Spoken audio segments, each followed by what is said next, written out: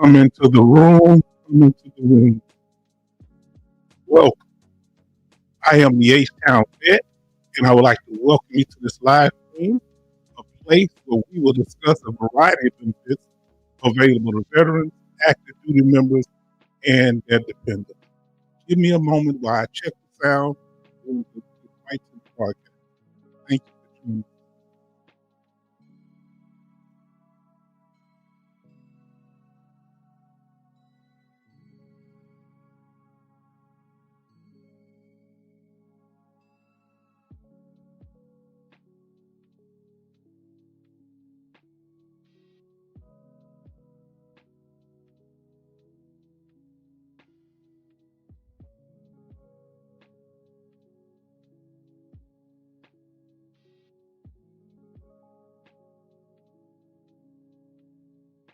I seem to be having a little trouble with the sound. Give me a moment here. We're going to test it again. Let me know if I sound clear. Let us know.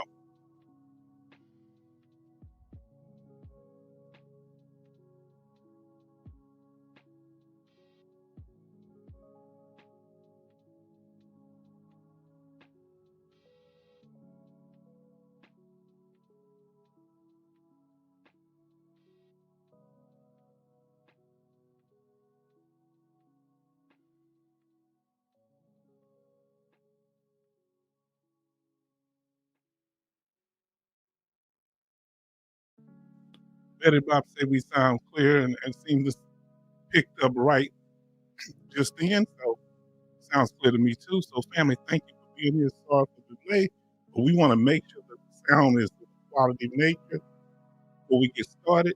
So thank y'all and thank you, Betty Bob. Good evening to everybody that's joined us.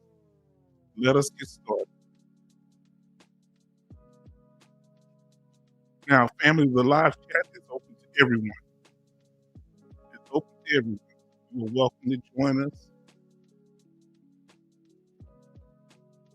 Now, yes, you can chat, but no trolling, or there will be a block for it. So you can agree to that. You can chat. Is this information is informative, and we would appreciate a like, if it's informative. We appreciate it. Now we're about to get on get on time.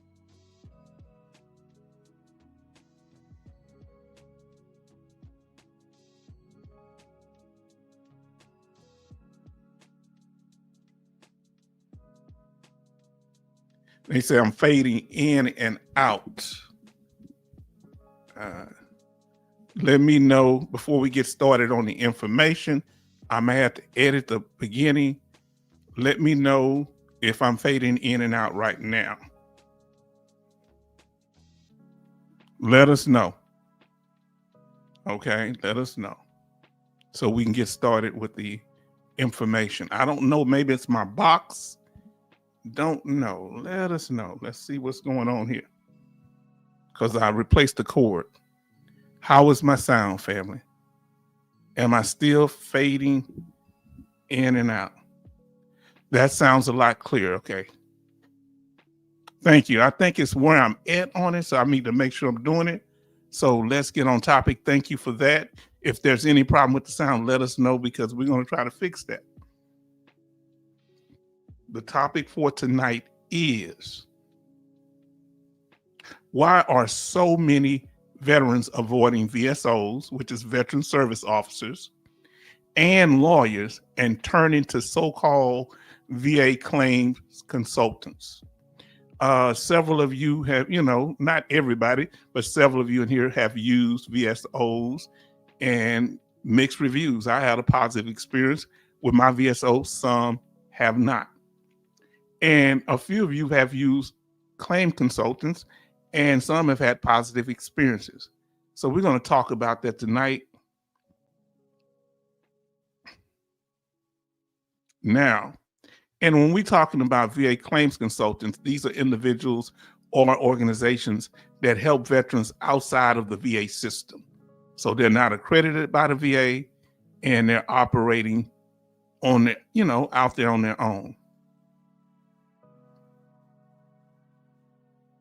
Now, the first thing to answer the question for tonight, why are so many veterans avoiding VSOs and lawyers and turning to so-called VA claims consultants? One thing is basic needs. A lot of times the process with the lawyers, they are very selective in who they help, and they can't help you until after you've been denied at least once.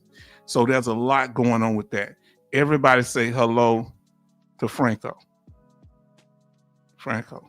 Now, so even with veteran service officers that don't get paid, like the American Legion and some other state organizations, they still are overwhelmed with so many veterans because people don't have to pay. And it can be, how can you hold them to something if you're not paying them to do it? So that can be issues, in my personal opinion. But basic needs, we're talking about food, clothing, housing, and medical care. These are the essentials for survival for you and your family. Now, the big thing here is this. Many of us, especially because of our conditions, whether they be mental health conditions or whether they are physical conditions that give us limitations in our daily life and movement and how we are able to get around, that can affect our funds. So having a VA compensation rating percentage can be beneficial, right? So we need to understand that. Give me one more moment. I'm gonna check my sound one more again, all right, to make sure that the sound is working properly.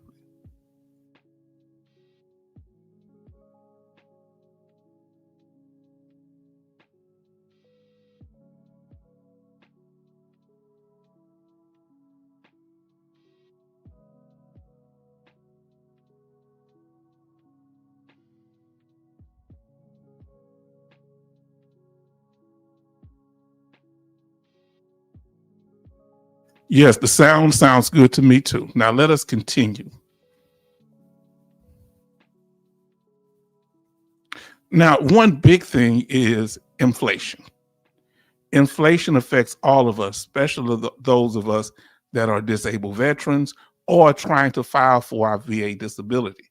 So this is a big issue. Let me get that right.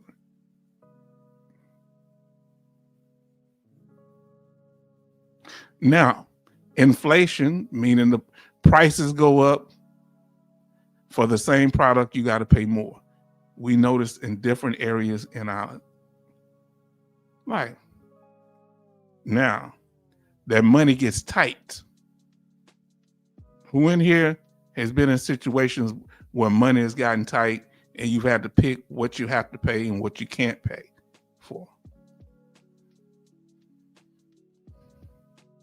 So you have to, you may have used to traveling every year. You might have to cut back on traveling.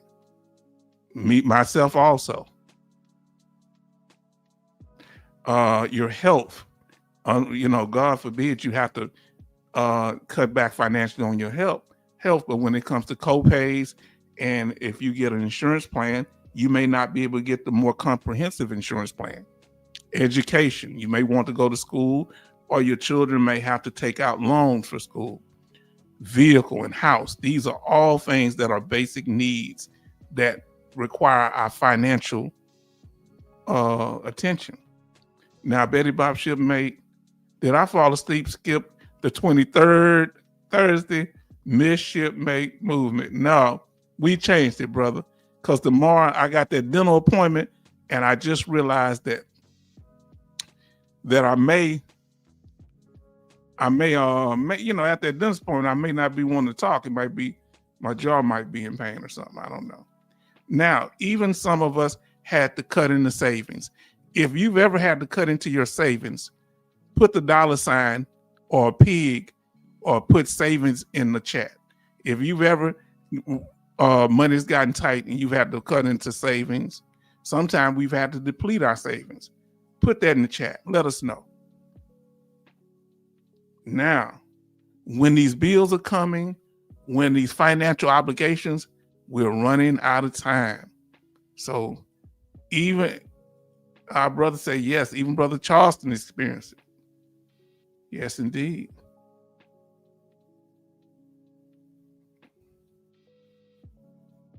Now, one of the biggest things that we concern is our basic need is food. Now, we've seen what they call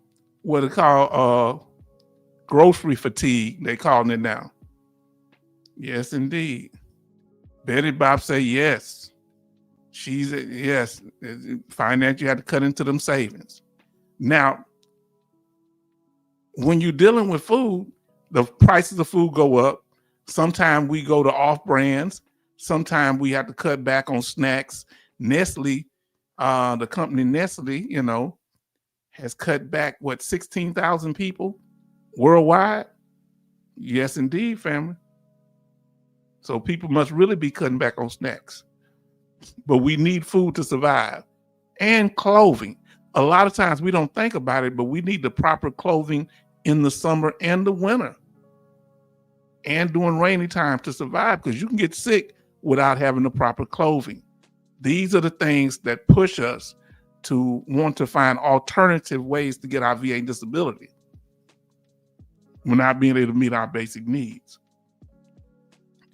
And even some of us who have conditions, injuries that we believe to be service connected, and they may damage our clothing, we can get that clothing allowance. But you got to be service connected to get it for the condition. Right?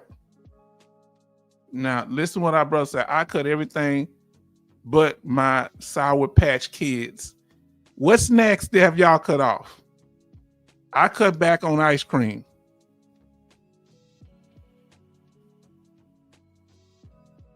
I love ice cream.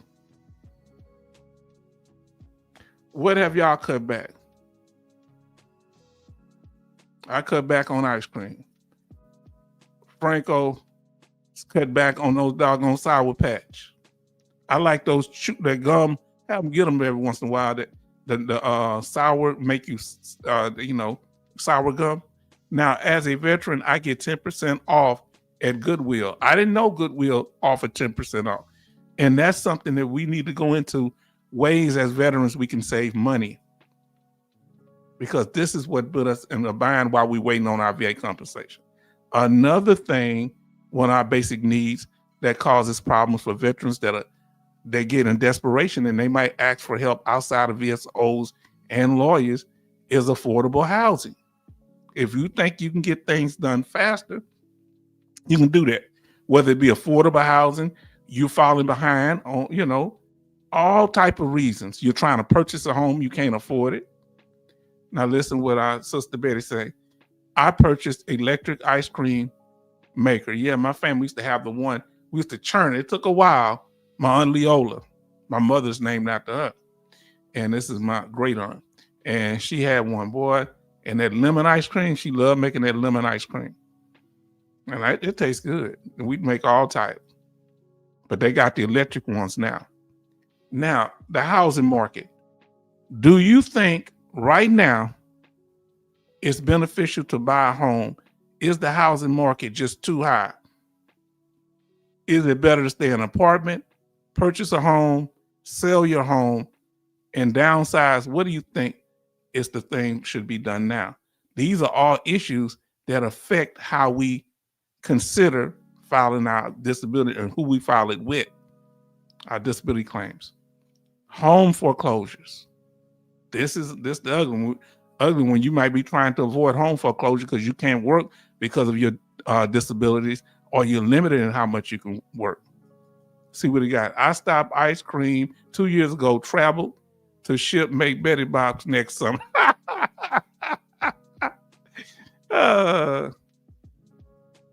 Let's see. Y'all crazy. Now, car repossession. Now, in Texas, it's hard to get around without transportation. Is your state a state that has good public transportation, or a car is vital. In Houston area, a car is vital because our transportation system this is not a walkable city. That's what we call it. So you don't have no vehicle, that get repossessed because you're in a bind. That can be an issue. Let us continue. Now we know a lot of times, hold on, give me a second.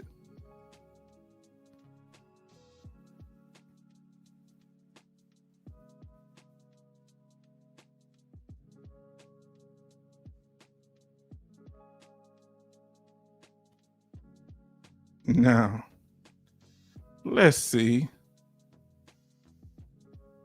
Let's see what we got here. So it's making me double click, so be patient with me. Sometimes it does that, it glitches. So yes, we get overwhelmed by those bills. And one thing we want to do as quick as possible, because of time, we want to get debt free as quickly as we can, because the bills will pile up, especially when you're waiting on your VA compensation. Healthcare is another basic need. Not having proper healthcare the cost of healthcare too. Now, let me ask you, how long have you been going to the VA for medical care? Or do you go outside the VA system? And when I say VA, also including community care. When did you start using it on a consistent basis? I started around 1999. I really started using the VA healthcare system on a consistent basis. Now, medical bills can build up. That's why it's important that's why a lot of people don't have time to wait for VSOs and lawyers are very selective, as I said. Unless you've been denied once and you getting a whole bunch of back pay, most lawyers will not take your case. Okay? Let's get realistic. If it's not a big payout. Now, in those medical bills, let's understand something. That the number one reason people file bankruptcy is because of medical bills. If you can get your VA compensation up to 50%, all your medical is covered other than dental. If you're 100%, all necessary medical work is covered. So let's talk about it. I wonder if the VA, if they backdate your award effective date, any medical bills you have outside the VA, can you get the VA to pay for them? Isn't that a good question? Say he started in 2019, okay, 6 years ago. And Betty Bob say she started in 1995. I go to a private and a VA. Some people do both. Let's talk about it. Welcome to those in the room. Another reason people don't have time to wait and they go to the alternative of using a so-called VA claims consultant who's not certified. They need stuff for their dependents. You may have a child that's about to turn 18 that needs educational benefits, and you have this disability. You need to hurry up and get that done. And sometimes it seems like it can be faster through some of these VSOs. Now, so people want to add a dependent. This is another basic need when you have dependents, to take care of them, their basic needs like your own. Now, they can get health care, and you'll be able to have more funds for food because you get extra pay. Once you're 30%, you can get extra pay for dependents and back pay to the day that the child was born. Don't let it go over a year. And when you get married. Hey guys, I have a question. Okay, what's your question, brother? Is it on topic? Now, if it's off topic, you're gonna have to wait until we get to the after party. Now we got 6 likes and 6 watching. Let's continue. So who qualifies as a dependent? Okay. So you need to understand this when you file these claims. Your spouse, legally married to, it can be, okay, if it's not on topic. Thank you, Franco. I will wait until the after party. Thank you. Now, who qualifies as a VA dependent? The spouse, legal spouse. Also, the other person that qualifies is somebody you common law. They can qualify after you pass away if they can prove that y'all was walking around calling each other hubby and wife. Now, minor children. So minor children under the age of 18, under age 18, or a helpless child over the 18 or older, meaning they became disabled or totally disabled before they turn 18. Yes, them too. And dependent parents, there has to be certain income requirements met.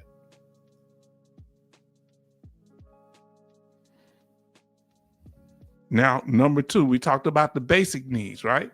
Well, let's talk about another reason individuals have to go and try to hurry up and get their benefits because of pre-existing conditions.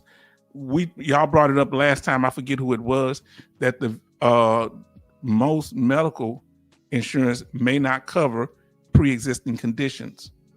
So, but the VA, if it's service connected, yes, but if you're 50% or more, they're gonna cover it anyway. All right, and that goes for your dependents too. If you're 100% permanent total and Champ VA may not cover some rare pre-existing condition. However, and we're using pre-existing different from being disabled veteran. You know, we're just saying medical care right now. However, if they have Champ VA, you can have them go to the VA hospital. Now, pre-existing conditions are usually not covered. That's why they have to offer us health care, because many of the private healthcare providers will not give it to veterans. This includes life insurance also. That's why they have disabled veteran life insurance. Now, listen to what our brothers say. So far, parents, so far, parents, mine live in the DR and they don't work. Could they qualify as dependent parents? I believe they have to be living with you, or you have to be providing at least 50% of their care. Okay. They don't necessarily, it's better if they live with you. If not, and they can't make over a certain amount, you need to know the income limits for dependent parents. We talked about that. I forget what it is. Coasty say, good evening, H-Town and the family. Yes, indeed. Family, we going through this thing. We smooth. It was me, H-Town, pre-existing. That's why I'm afraid of VA care for service connection. Now tell me, you say you're afraid of VA care. What's your concern with the VA? Have they mistreated you, brother? Let us know what's going on. Many times, if you have a pre-existing condition, health insurance outside of a VA might be hard to get. Okay, is that true? Tell me if I lied about that or if I misspoke. Now, another reason why people turn to, and I mean, that's one of the big things. Now we're going to talk about why people select who represents them. All right, why they'll choose a VSO, a lawyer, or a claim consultant that's unaccredited. Now, coaches say, hey, Betty and Charles, okay, they speaking. Now, remember, let me ask you this. We've talked about this before. Look at the list. There are accredited and unaccredited individuals that represent veterans. Number one is accredited claims agent. They're going to talk about the numbers. They can get up to 20%, usually get 20% of your disability. They can get higher. up to 33%, I think, 35 or 33%. Accredited lawyers, they can get up to 33%. But in rare cases, both of them can get higher than that. An unspecified amount. Did you know that? Come on, let's talk about it. Unaccredited lawyers. There are some lawyers unaccredited. They're not going after them, though. Veteran service officers like the American Legion, VSO, and state or county government, both number 4 and 5 are free, supposed to be.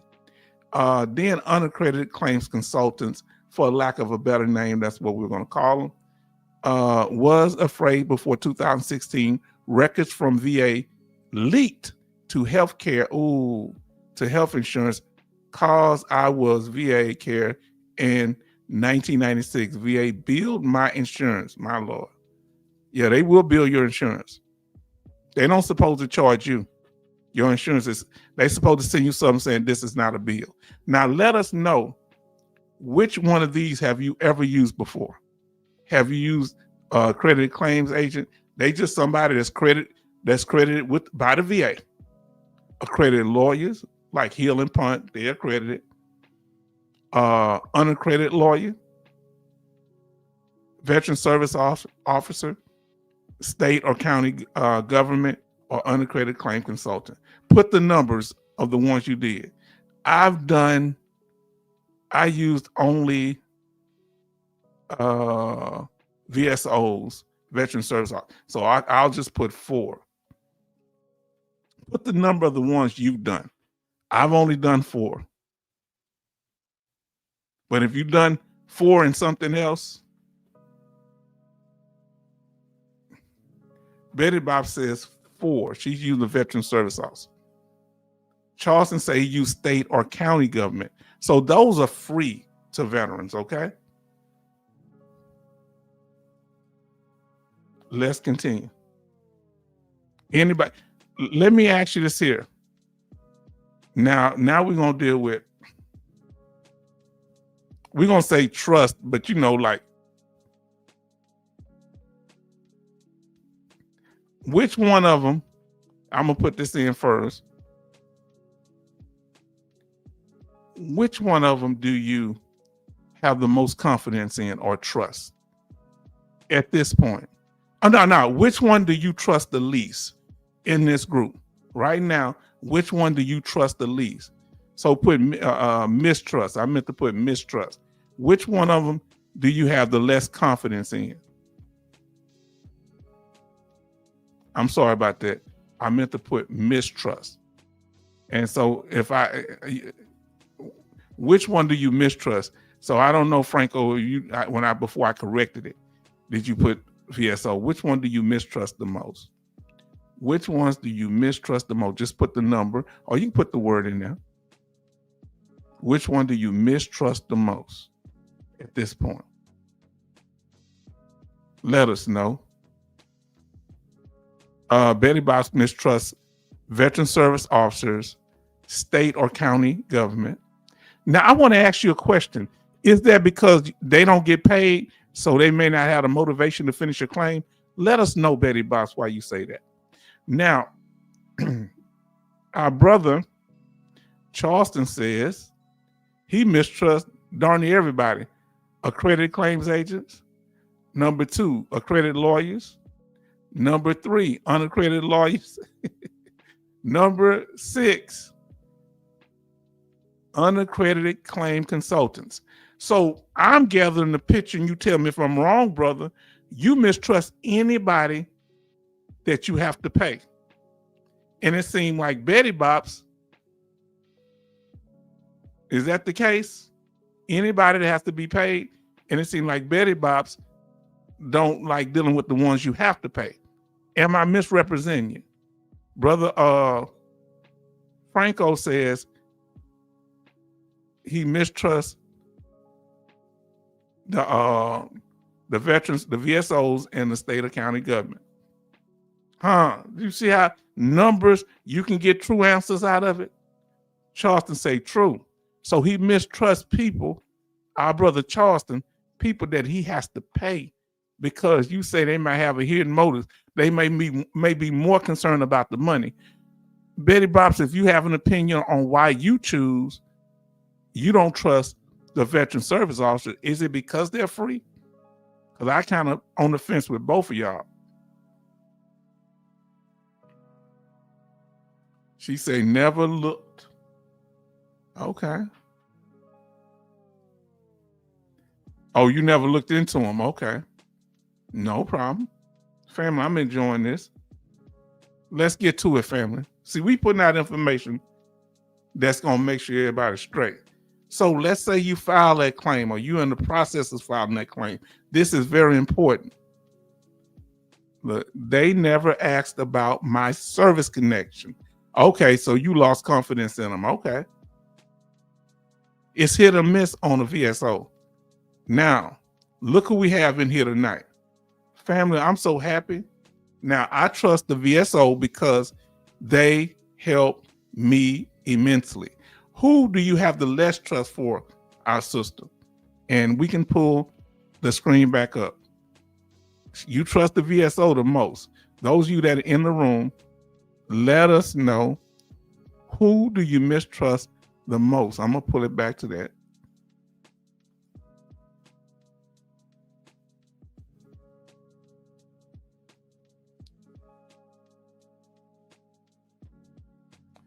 All right. Who do you mistrust the most? Put the number in there or the name. Do you mistrust lawyers? Who do you mistrust the most? Let us know. Accredited claims agents, accredited lawyers, unaccredited lawyers. Let us know, sister. But you seem to have a lot of respect for the VSOs. Okay.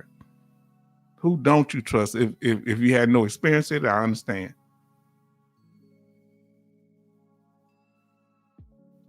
Now, let me get back to where we were at.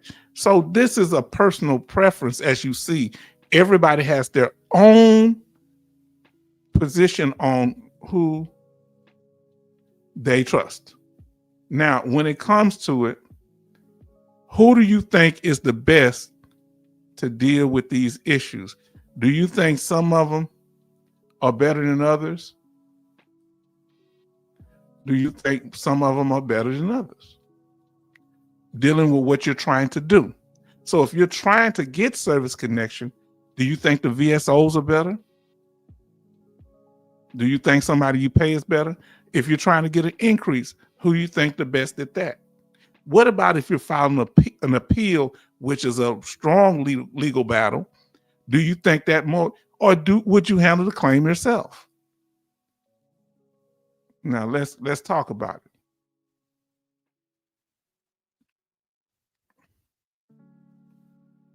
Now understand, whenever you use a representative, somebody that can legally represent you, like an accredited lawyer or a accredited claims agent or a VSO or state or county government, it's important to have a power of attorney. And if you're not happy with them, you need to stop that power of attorney and get a power of attorney with someone else that's accredited that can do it, because you cannot have two representatives. You can't have the Disabled American Veterans, DAV, representing you and a lawyer. Can't do that. You can do it, but that's chaos. Who's going to be filling the paperwork out for you, right? Come on, family.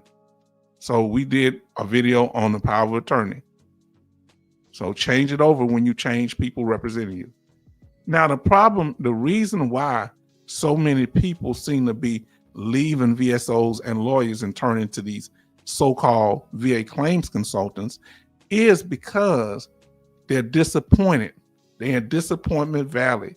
They're disappointed with the service they get. What are some of the problems you ran into dealing with the American Legion, the DAV, state and local government? It's the fact that if you're dealing with VSOs, certain ones are more effective than others, different things like that.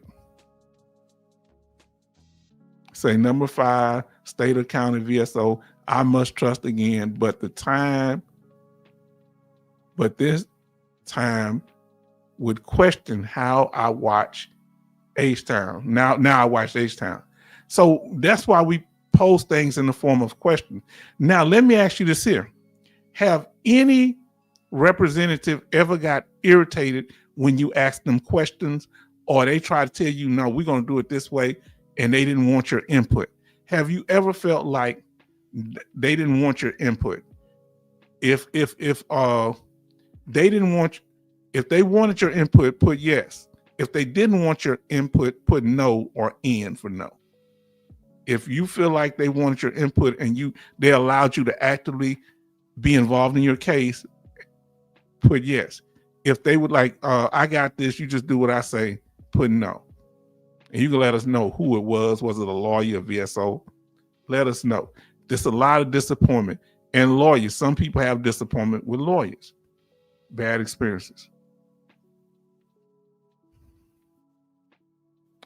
A lot of times, broken promises. No. Okay. No. Okay. Now, let me ask you this here. Have you ever been promised something by somebody representing you in your VA claim and they broke the promise? Oh, we're going to get you this here. Oh, we're going to represent you. We're going to stay in constant contact with you. And they didn't do it. Broke the promise. Now, listen to Coasty say, my VSO didn't seem very knowledgeable. Okay, so yours didn't seem very knowledgeable. Now, mine was effective, but in the beginning, I thought we were moving slow. I ain't saying him, but he got the job done. He knew what he was doing. Now, he didn't really move slow. Not that. I had a great situation because he would hear me out. But knowledgeable is what is any broken promises? What was your issue with your VSO? Now, number 4, planning and implementation. Do you feel like the person that represented you in your claim, if it wasn't yourself, did they do the proper planning and did they execute the plan properly? Talk to me. That's another reason people turn to consultants. See, when I say the plan, if you're dealing with a service connection based on in-service events, you need a diagnosis. It requires a current diagnosis of a condition to be claimed. Did they tell you that? Did the person represent you tell you that? Then on top of that, there has to be a clear link between the condition and your military service. Did they do what it took to get those records and tell you how service connection worked? All right. Finally, in-service evidence that support current severity level. In or out service, yes, indeed. It could be, you don't have to be in service. Okay, I need to correct that. It can be in or current severity level, yes. See, and a lot of people, they have potential, and you can't measure potential. You can only measure what? If somebody's going to be representing you, they promise you this and that. You can't measure potential. Nah, here we go. Now we're talking about the veteran consultants. So when we're dealing with this, you got to understand something. They consider themselves to be, and most of them call themselves veteran consultant firms. Many of the VSOs and lawyers call them claim sharks. The reason a lot of people go to them, you give your opinion now. You can give your opinion now. Well, what I've seen, they seem to get results and put in a lot of effort because there's a financial incentive for them to do so. In your opinion, what do you think? Do you think that these claim consultants that's not accredited, do you think that they are motivated? They put in the effort to help you? And do you think they put in more effort than the VSOs? And remember, the VSOs can represent you on the first claim, but they're not charging you. The lawyers cannot represent you until you're denied at least once, or the accredited claims agent. They can't. And for those coming into the room, welcome. We're glad that you're here tonight. So this is because you might have to put in other claims. Now listen what our brother say. Our brother Charles say, my county VSO just filled out. Let me say it again. My county VSO just filled out online after I said Navy and asbestos. Okay, yes, because there were ownerships back then. A lot of asbestos.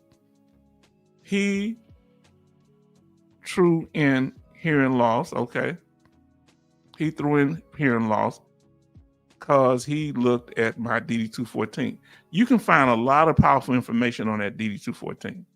Now we have 8 likes and 8 watching, and we thank y'all for everybody. Everybody is important. This ain't the most dramatic channel, but I believe it to be the most informative because of the information that we're putting out and the information that y'all share in the chat. Now, is it a risk dealing with these unaccredited claims consultants? If you believe the risk is worth the reward of dealing with somebody that you might have to pay that's not credentialized or accredited by the VA, put yes in the chat. If you feel that the risk is not worth it using an unaccredited claim agents, put no in the chat. Let us know. Which one do you think it is for you? Do you feel comfortable having someone, if they saying, stuff, their rates are reasonable? Who do you feel is the risk worth the reward? Now listen, Coasty, mine just filled out the claim form online and that was it. Okay. And you got yours. They kept it simple, huh? Okay. Let us know, is the risk worth the reward? Yes or no?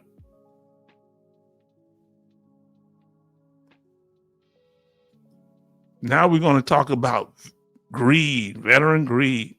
This is another thing that motivates veterans to go to these so-called claims consultants sometime. Now we have Farm Girl Rebel, everybody show love to her. She says sometimes dependent on the company. And that's why, yes, we need your input if you're able to stay a while, sister. Say yes, yes, yes.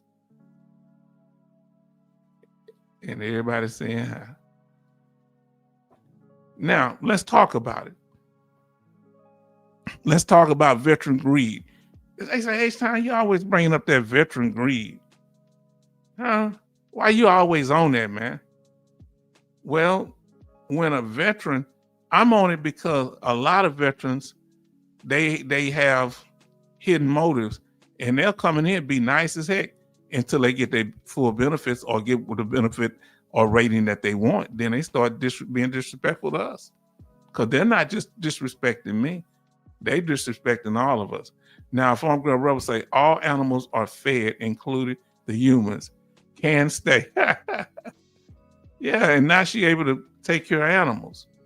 Do you think there's like a competition where one veteran trying to outdo the other veteran to getting a VA disability? I don't understand how that could be the case because everybody has their own condition. I can't compare myself to Farm Girl Rebel because I wasn't in the same branch of the military. I don't know her pain or her experiences. Come on, let's talk about it, family. Let's talk about it. Now, how do we define veteran greed?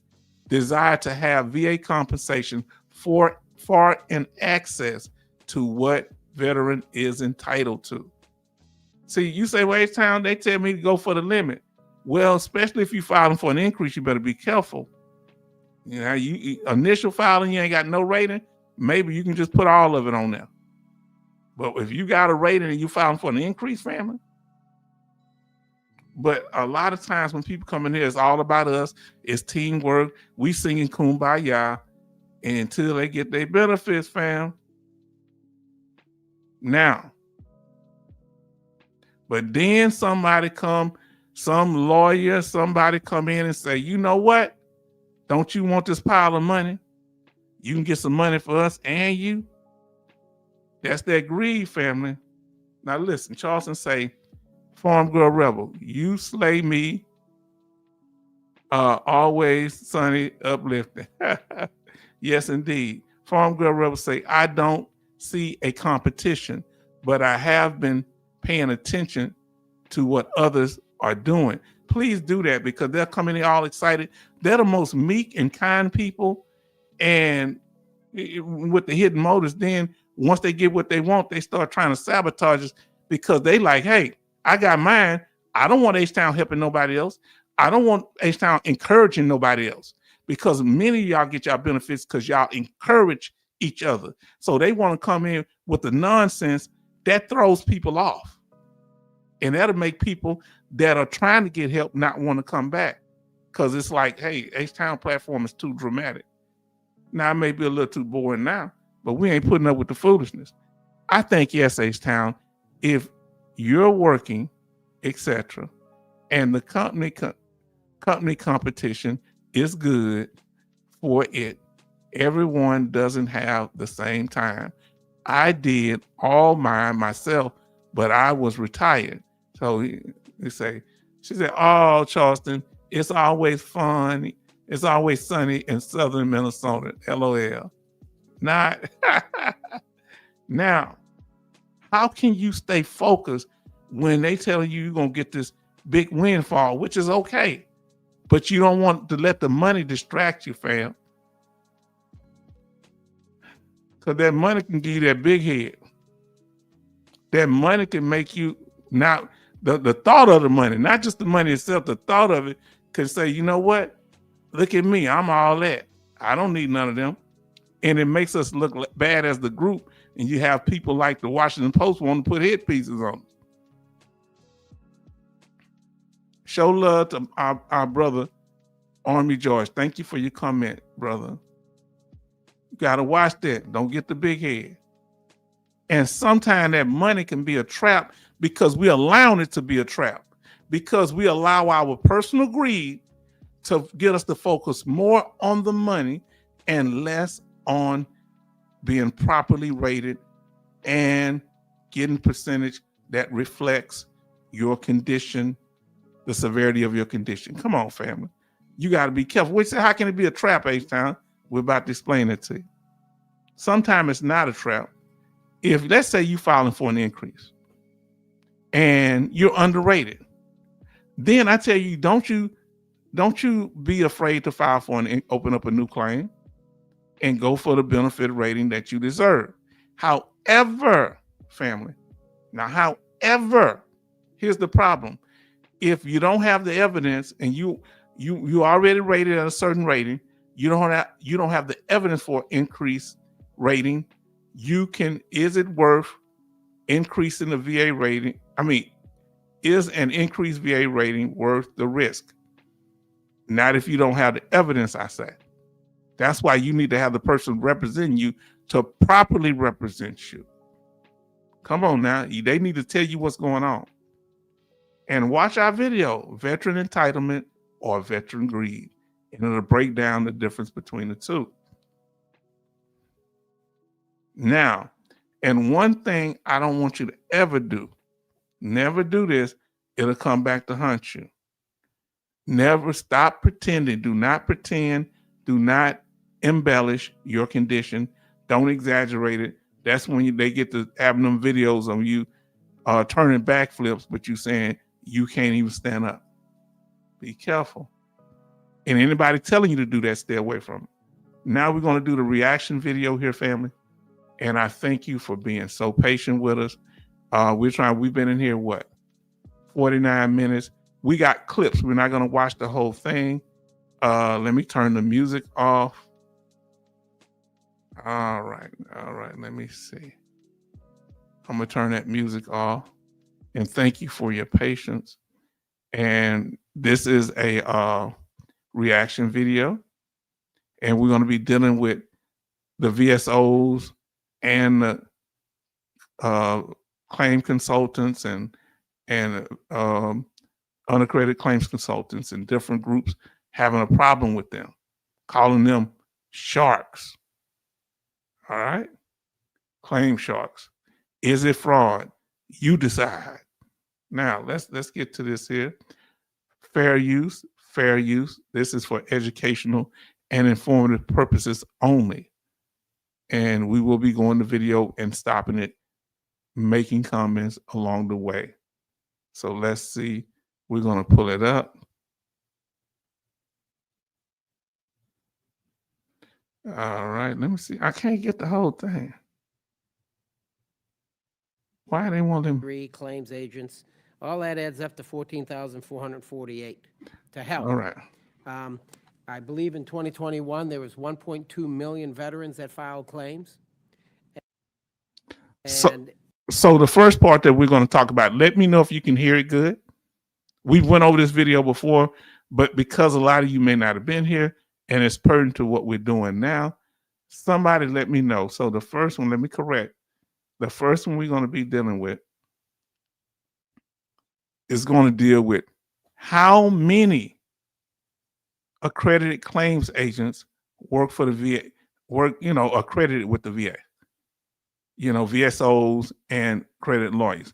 They're going to break all this down. So let's see.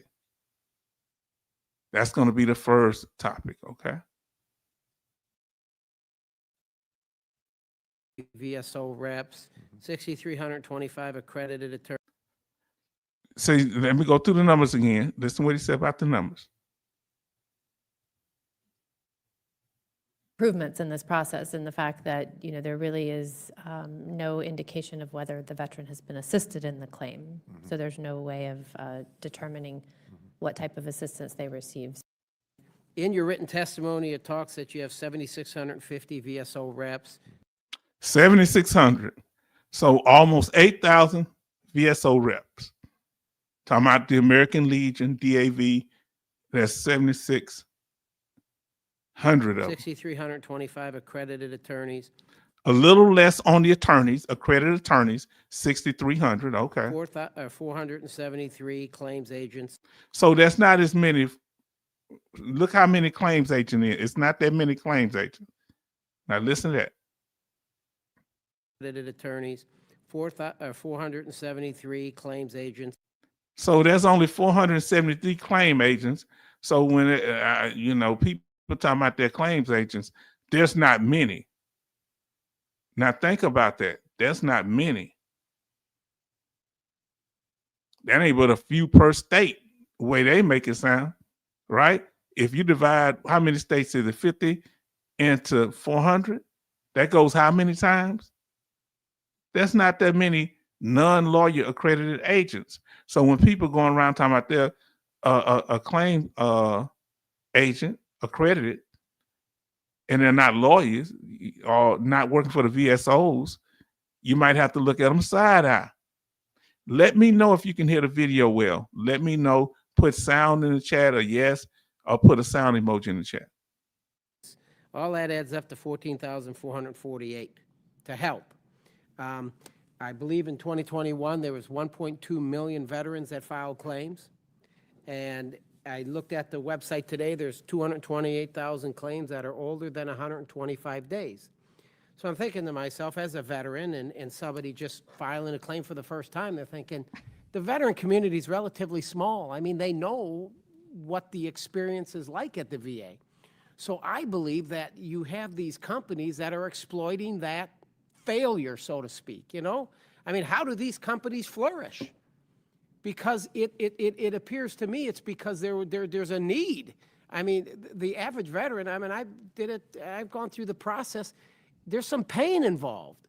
And so I think these veterans are just saying, don't go through here or go through there. Let's just try to find somebody that has a financial interest in it, and they'll work harder for me.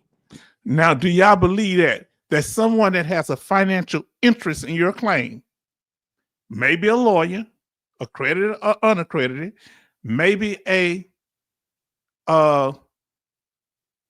accredited claim agent, but in particular, these non-accredited consultants, do you think a person that get paid will work harder for you? Let us know. Does that make sense, or am I getting this all wrong? Yeah, I definitely see where you're coming from. I mean, the claims system is complicated, and I've worked in the VA for years, and there's still things I'm finding out about it. It's a complicated system for sure, and I think it's. He worked for the VA. He babbling, so we're gonna get to some of what they say. Now we're gonna get to the heated topics. So let's do this for tonight. And family, I thank you for your patience. So we talked about how many, right? That was the number. Now listen. Now we're going to talk about. We're going to put some information out here about veteran law prohibits anyone from helping a veteran prepare or present a VA disability without accreditation. So they don't supposed to, any of these non-accredited claims agents, such as VA Claim Insider, they don't supposed to help you prepare or present. All right, because they're not accredited. Now, how they get around it, we're going to talk about it. Now, VSOs, in addition to that, VSOs and unaccredited claims consultants are not permitted to charge fees at any point during the disability process. Well, they getting paid. We're going to talk about it. Now, family, we're going to move on to the next little clip here. We just running clips because we want to get to that information of when the claims consulting companies speak themselves. And we thank y'all for joining us on this impromptu live stream. We thank you. We thank you. Now we're going to get to the second clip.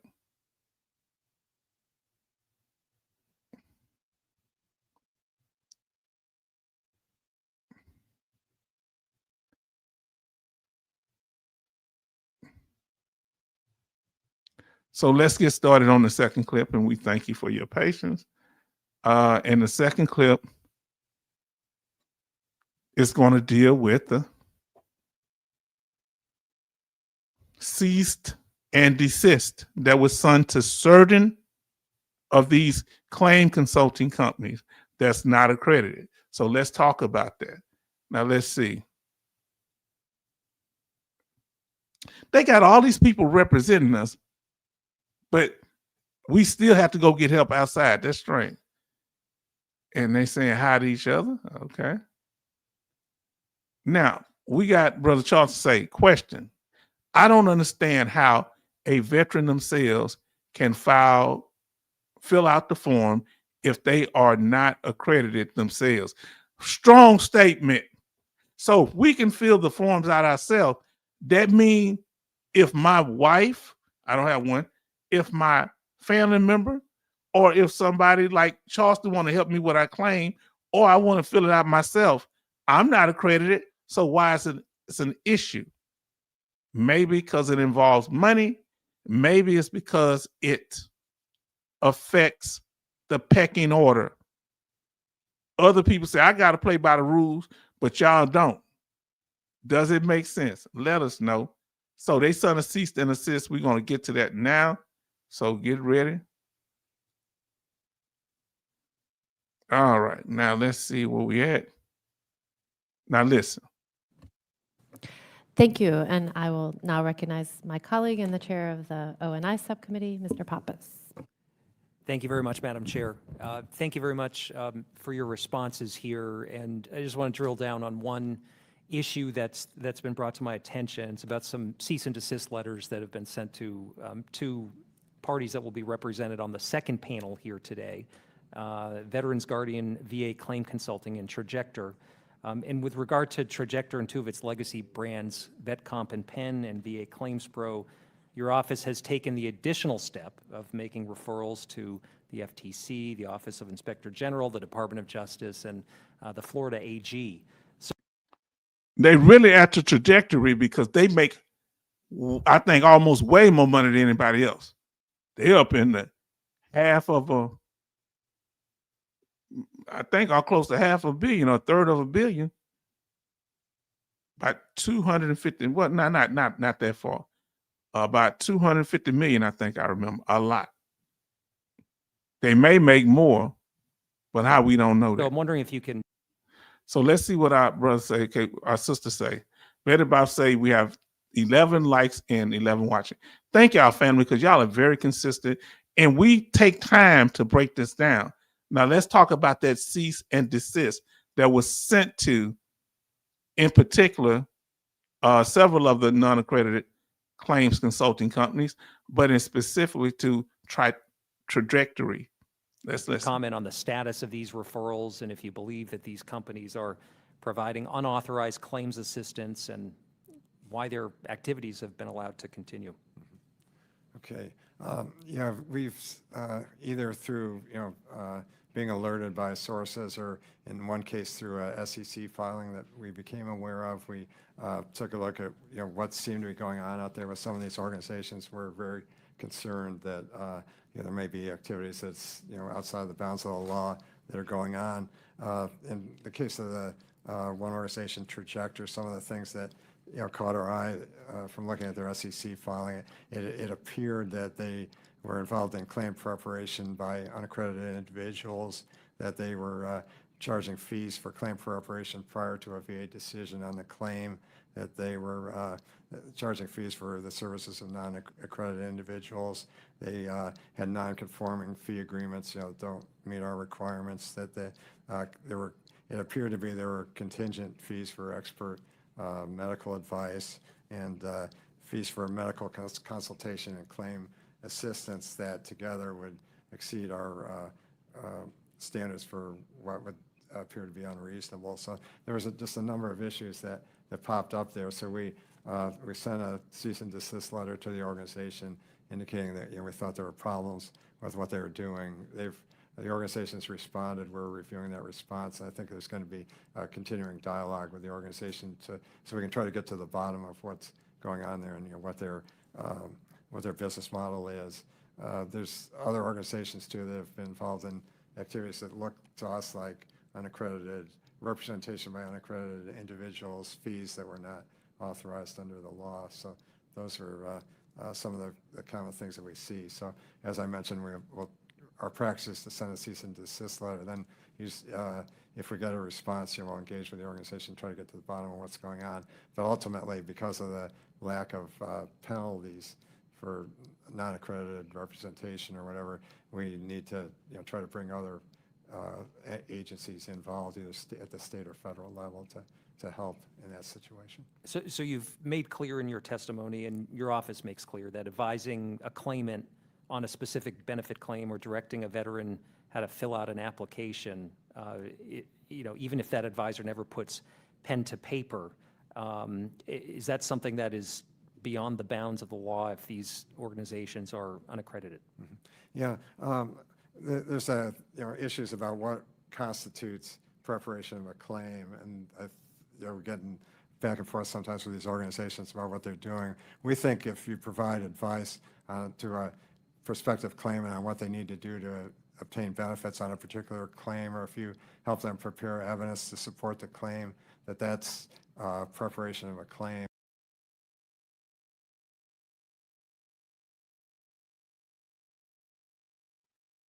Somebody give you advice and they don't actually put pen to paper. Is that helping you prepare a claim? If I tell you, hey man, go file this claim for the PACT Act, is that helping you prepare your claim? Or they say, man, I put this on the form, I put that on the form, but they don't write nothing down. Is that preparation?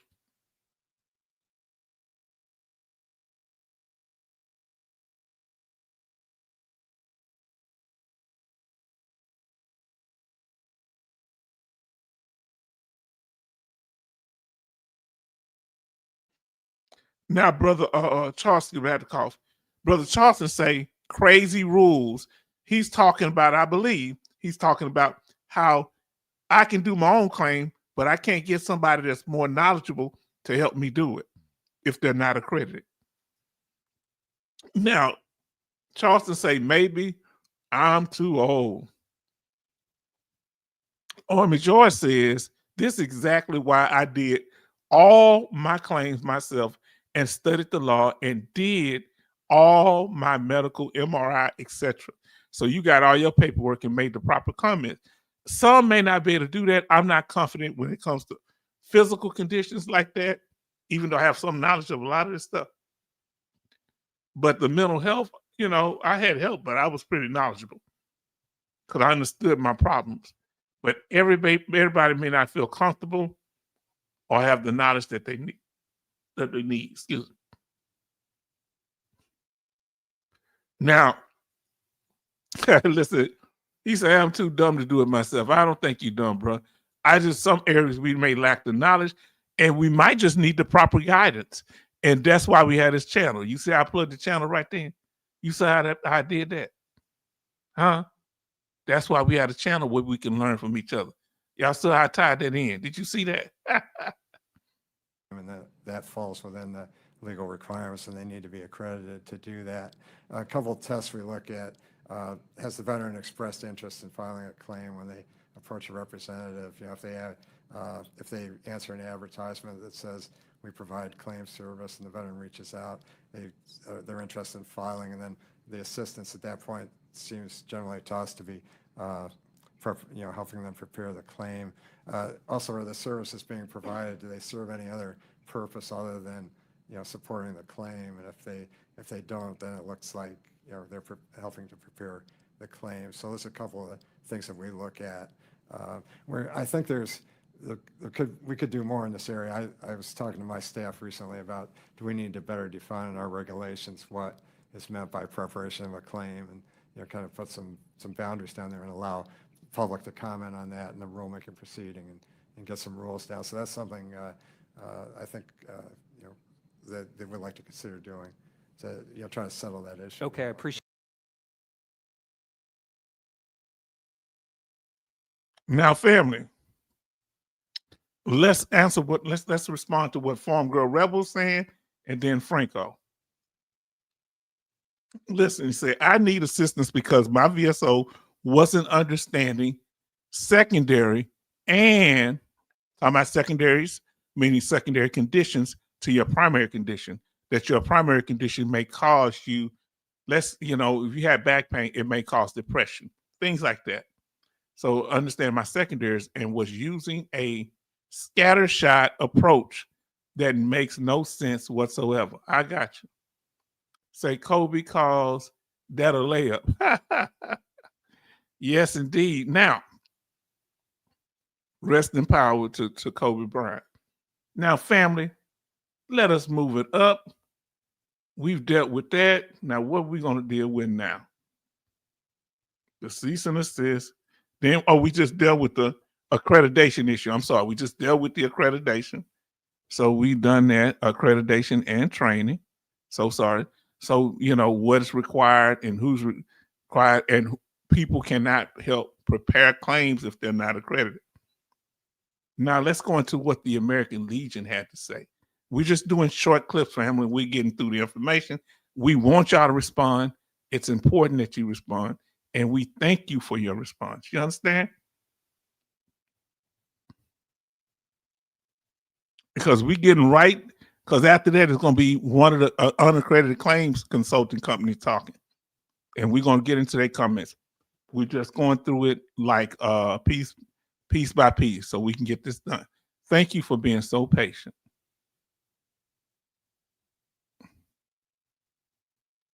So we're going to pull up, like I said, the American Legion. We're going to let them talk a little bit here. All right.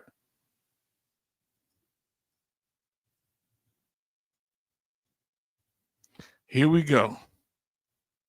Today, America's veterans are facing a serious and growing threat to the quality of representation they receive. So this is going against the unaccredited claim by this representative here of the American Legion. He's speaking. They're all on the same table. Let's go. For the processing of their VA benefits claims. This threat is embodied by a number of for-profit companies that charge veterans fees for their services, the same services that are provided free of charge by the American Legion and other accredited veteran service organizations. Yeah, they may be free, but the accredited lawyers are not free. The unaccredited lawyers are not free. Okay, the accredited claims agents are not free. But I get what you're saying. But what about the unaccredited lawyers who are not in here and represented? Why aren't they being put on the fire? Okay. And I say again, another thing I noticed, everybody in here is white. Ain't no black people, ain't no black congressmen or nothing on this committee dealing with our money. I'm just making an observation, not an accusation. Come on now.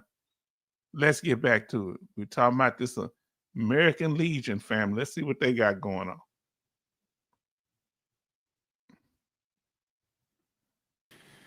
These companies often charge veterans 5 or 6 times the amount of whatever future increase in monthly benefits they receive, violating the intent of federal regulation, which prohibits the payment of fees based on future benefits compensation. These profiteers are not accredited by the Department of Veterans Affairs. Thus, their activities cannot be monitored by VA's Office of General Counsel. They most decidedly do not operate in the best interest of our veterans. In their contractual language, some of these companies carefully limit their own obligations, making it clear they are not responsible for the actual filing of VA claims. They avoid responsibilities that may require any substantial effort. They do not like to involve themselves with pending claims because, as one contract stated, pending claims at a, quote, substantial additional workload, these cases are typically a mess and extremely time-consuming, and we prefer to avoid them at all cost, end quote. These unaccredited companies have made it abundantly clear through their contracts, their business operations, and their behavior that they want to make as much money as they can while doing a minimal amount of work. Veterans. But let's talk about it, family. If you have a pending claim and they come in to help you, they really, it's kind of hard because you've already submitted evidence, so I don't know why the unaccredited claims companies have an issue with it. What is your opinion on this? Let us know.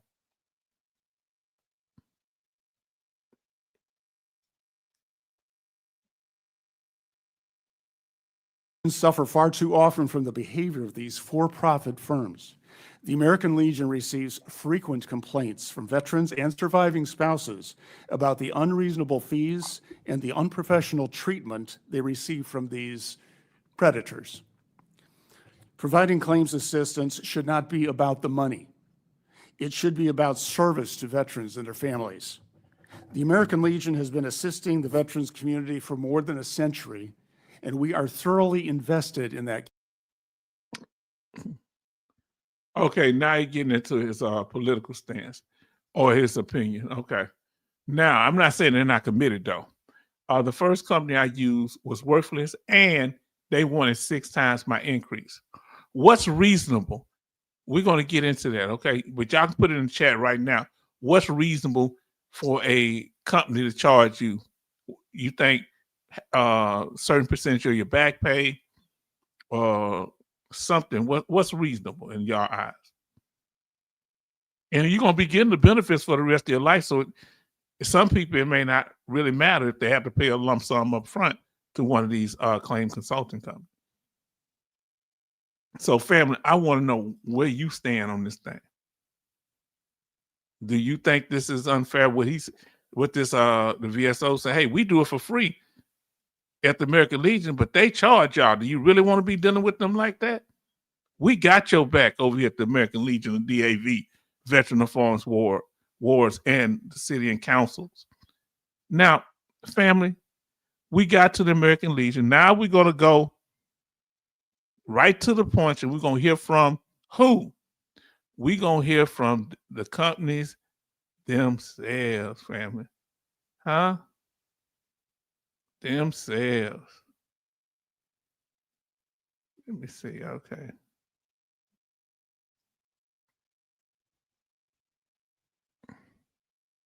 Why it seem like okay? So now we've heard from the American Legion. Now we're going to go and I'm about to jump around a little bit. Remember, accredited only can help you after the claim is denied. That's why they kind of hot. But the consulting companies can help you anywhere in the process. Come on now. Let me see what our brother's saying here before I go. Now we're gonna deal with Veteran Guardian. This looks like one of their locations. Now, Franco say 1,500 I paid the company and ended up getting rated with, and they actually taught me the process. What can I say? If they helped you, you know, I can't refute that. They got results, we said, right? And they explained the process, pending or deferred claims. Okay. They don't like to deal with pending or deferred. I forgot to say that. If your claim get deferred, listen, boy, or majority know what's going on out here. It's hard out here in this YouTube streets. Now, family, we're going to get to what Veteran Guardian said. So I'm a clip, just little clips. H-Town watched this whole thing, so you didn't have to, huh? So now let's get to the next clip dealing with Veteran Guardian, their introduction and other statements that they made. But Trajectory Medical is the hottest topic because they're going to be going back and forth. Everybody really mad at them, some of the congressmen and VSOs organization. Now let's get to the next one. And I thank you for your patience, your kindness, and your respect.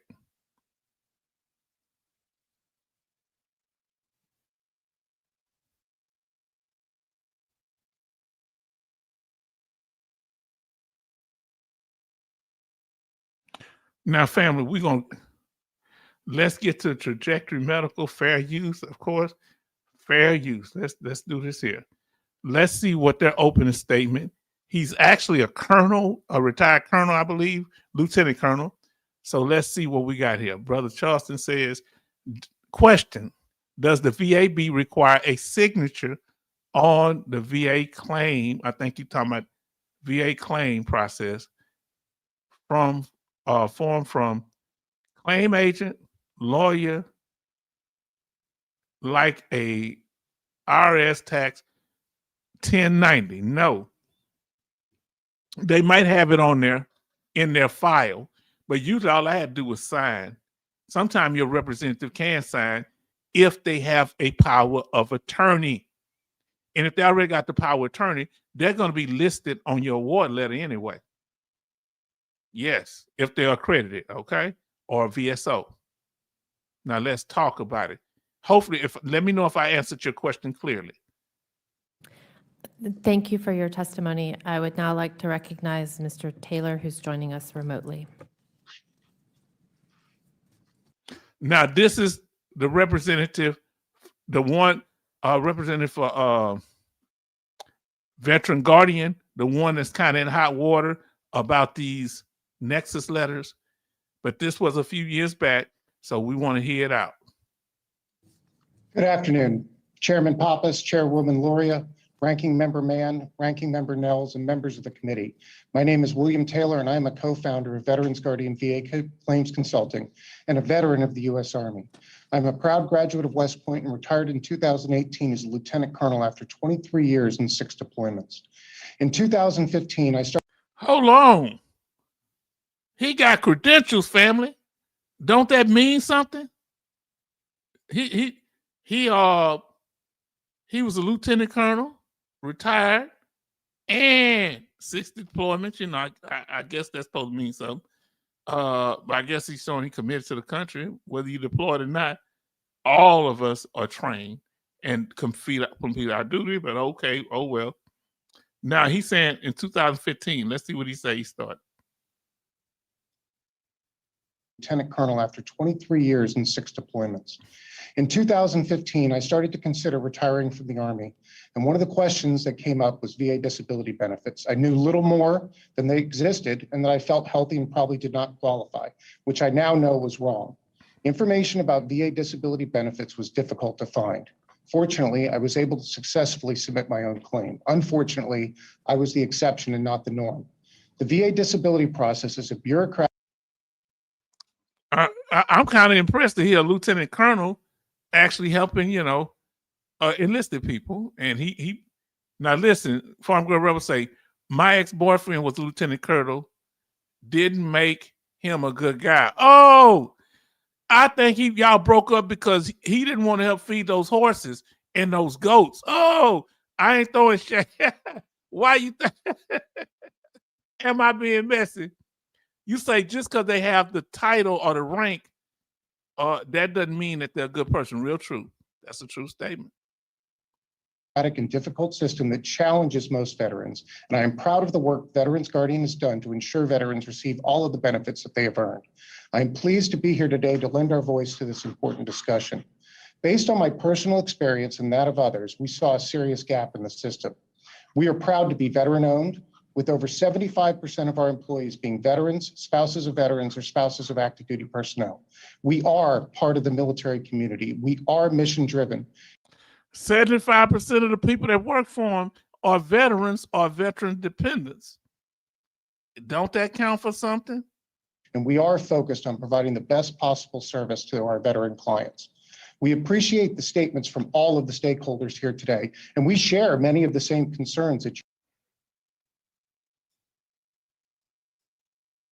say, was Honest the most racist person I ever met in my entire life.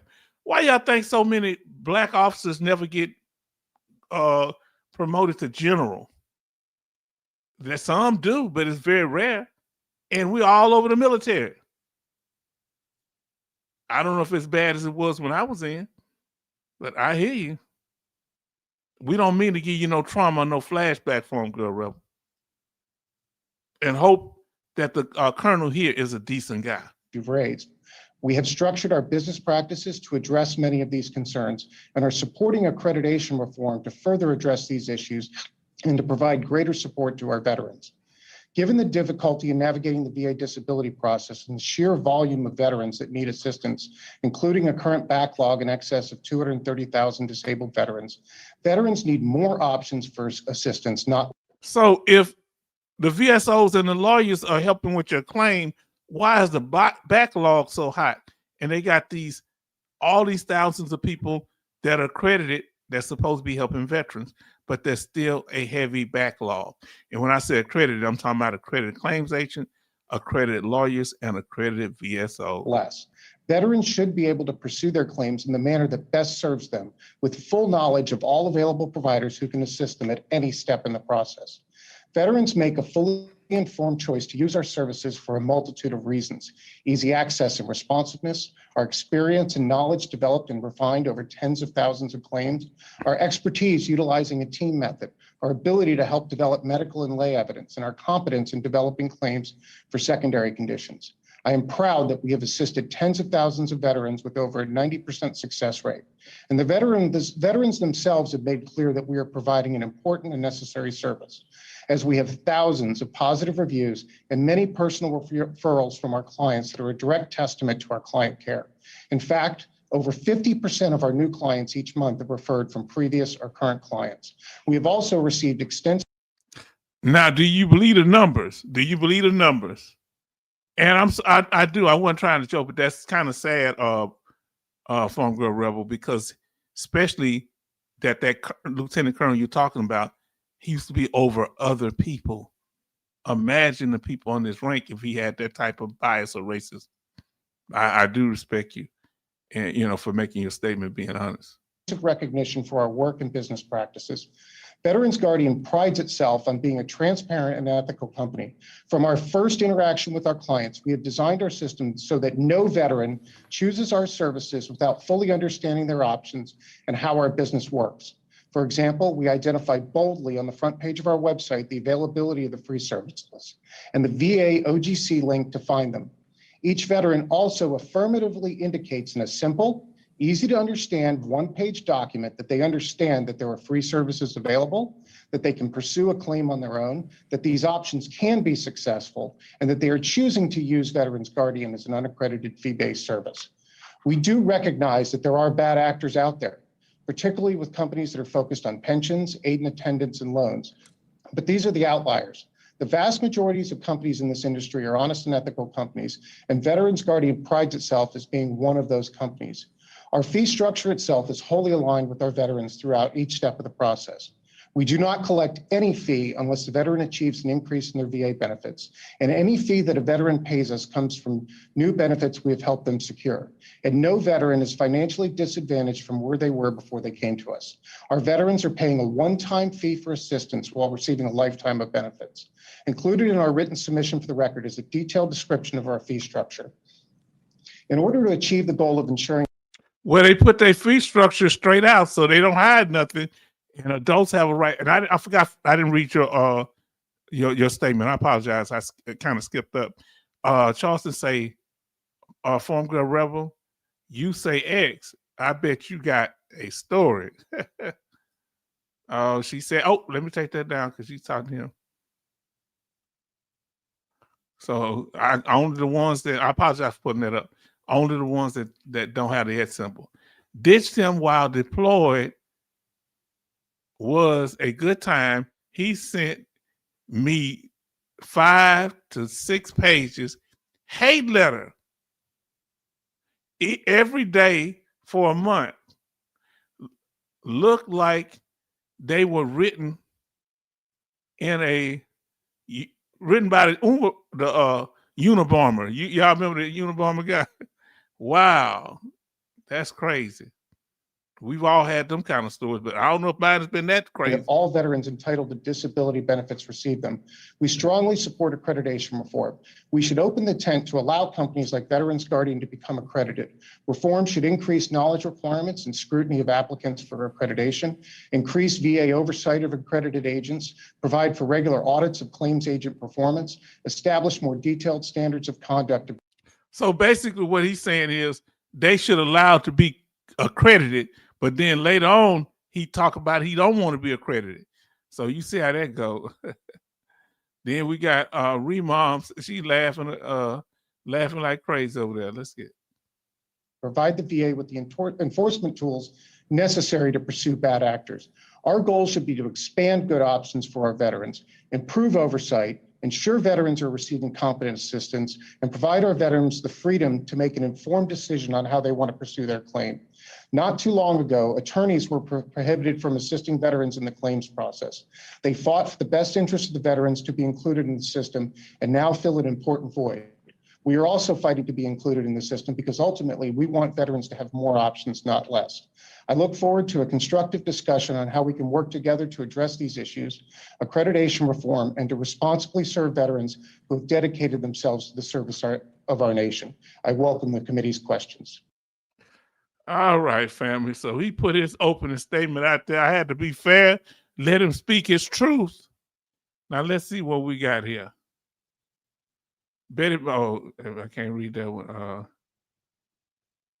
Charles say, crazy farm girl. You were lucky. Betty say, you had to go through that. Wow. Farm girl say, nah, lesson learned. My radar improved after that disaster. Do you think you missed any red flags or something? Or he just came out of the bag all at once? Now, Army George say he was a good retirement, could do it for free, no charge for veterans, but choosing not to.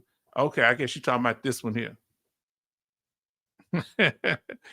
Our brother kind of suspicious of any of them. Now, family, let's get to the next. We got a few more clips and they're pretty short.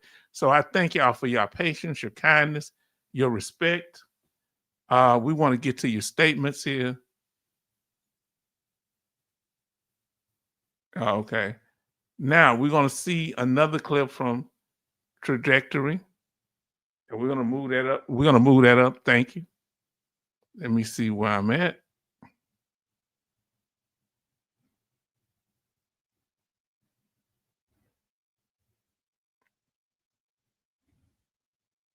I mean, Veteran Guardian.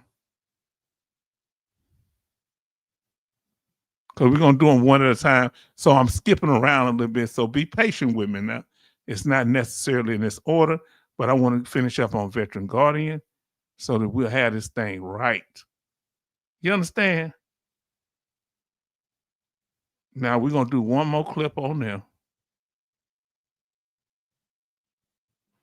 So please listen here, fam. Let's see what they're saying.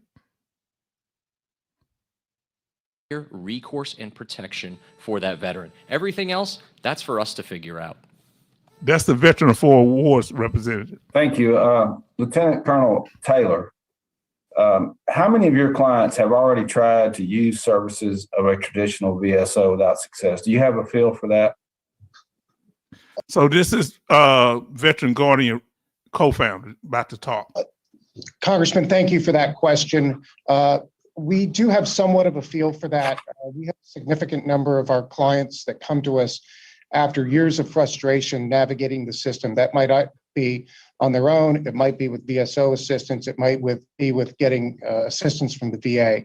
One of the things we did provide with our written submission was a significant number of the reviews we've received from clients thanking us for the assistance that we provided in identifying some of the difficulties they've had with the system in the past. So it's definitely a significant number of our clients. And when you look at a veteran making the choice to use my services, there has to be a compelling reason for them to come to me as a fee-based service. And they have to see value in what I'm providing. And if they see that value and they feel that we can help support their needs and it allows them to pursue the claim that they would like, I think the veteran needs to have that choice. We would invite the opportunity to be accredited by the VA, but our model is based on providing holistic assistance to the veteran that looks at things that they're not rated for, that looks at conditions that they may be underrated for, or possibly looking at secondary conditions. The current restrictions on fee structures and ability to assist on initial claims makes it impossible for us to pursue that business model within the accreditation system. We would welcome changes to the accreditation system that would allow us to pursue that business model within the system and be brought in under the oversight of the VA. So are there any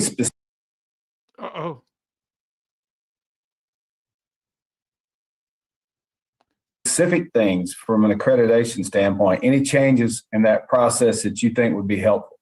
So that they can get accredited. So one of the key things that would be helpful is the current fee structure model is based solely on receiving back a percentage of the back pay, which frankly incentivizes dragging out a claim as long as possible, because the longer it takes to adjudicate a claim, the higher the fee to the agent or the attorney.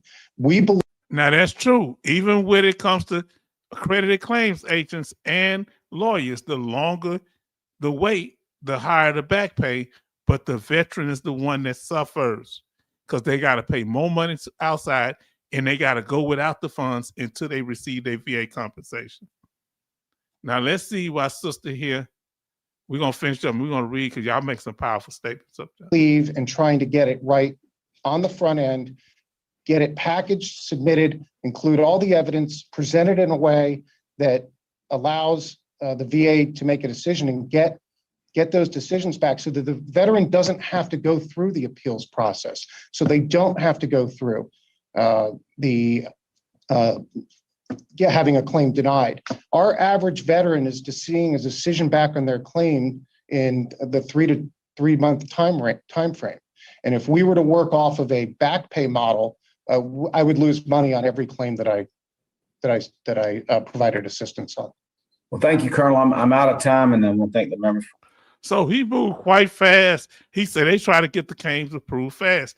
They're not dragging out the back pay. So we're gonna let's see here.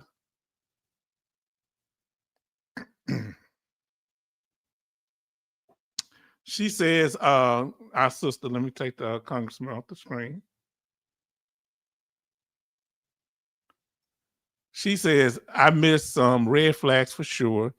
He would get very, very angry very easily toward service like food service if he thought they didn't jump fast enough, and it was typically directed at Black people. I don't know, you think he noticed his bias? Now, Charleston say later he didn't even pretend. He just started being himself. Now, let's see what we got. Just make sure that when you're talking about VG, you say allegedly, like having a lawyer and sending people's letters. Okay. Now, does anyone know what VG's charges? Yes, they said it on here 6 times your increase. So if you got an increase from 50% to the 100%, whatever the amount is between 50% to 100%, they times that time 6. Thank you, brother. 6 times the increase, whatever the increase is. If you got an increase from 0% to 100%, that means that 4,000, you're going to multiply that 6 times. What's 6 times 4,000, family? Yeah, okay. Now, Farm Girl say, if a person went from 0 to 100, that is a boatload of money. So let's just multiply. Somebody multiply. If you get an increase from 0 to 100, when they help you, when they start helping you with 0%, but when they helped you, you got 100%. Multiply 4,000 is basically 4,000, which is 1,831 if you want to do the right amount. How much would that be? Oh, God. So if you get dependents, we're averaging dependent, at least one dependent, you got to get them 24,000. Huh? What if your back pay don't go? Now listen, your back pay may not. Well, yeah. Wow. Yeah. They averaging in the back pay. That's heavy. That's deep.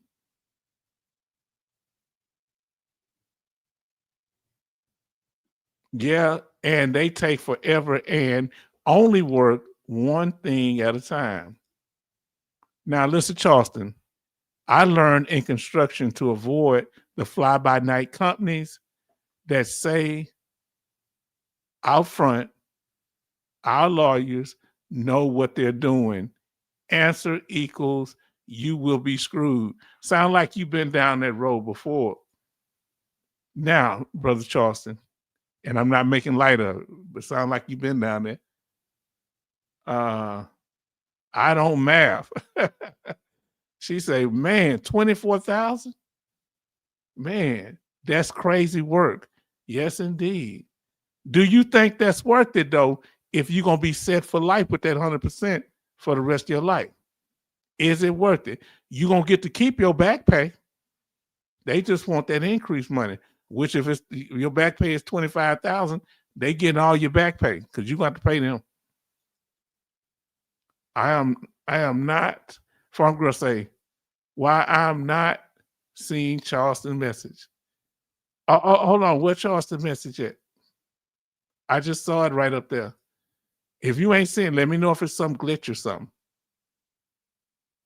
Because you need to check your thing. Does everybody else see his message? Let us know. Before I'm going to say something, Charleston. Here go Charleston. Say, live chat? Do you see that? That's not good you're not seeing his message. Everybody should see it. Neither am I. See it. Okay, he see it. Okay. I am seeing that one. Okay. Charleston doing that you acting like one of them Navy SEALs doing these. I don't see his messages. Okay. I don't know what's going on there, but you should see it on the screen. That's why I put it up. I don't know what's going on. Do y'all see it on my screen? Now, family. So,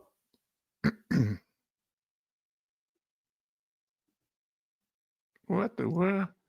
Okay, now we're going to do the last one here, fam. Okay. We're going to get to, I got too much going on. Now let's go to Trajectory Medical. We never charge This is their motto. We never charge any fees unless you receive a benefit from our services. It's a H-Town. I see his chat on my screen. Okay. Charleston stealing posts. Now y'all a mess. I undercover sailor. I'm wondering what's going on. How he getting away with it? Come on now. Now I hope you being seen now. Army George said I studied the law, the M21-132 CFR and law cases. It took me 18 months and got 100% PNT, 2 years of study. And you know how to defend your claim if you have to do it in the future. Now, family, we're going now to trajectory. So let me see. We'll start with their opening statement, so I have to go back. So I appreciate y'all patience. I really appreciate it. I hope this information has been informative because we letting you listen to their words, family. Huh?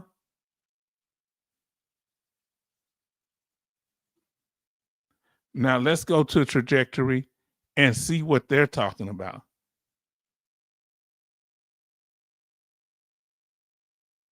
Simone is from Trajectory, the other unaccredited claims consulting company.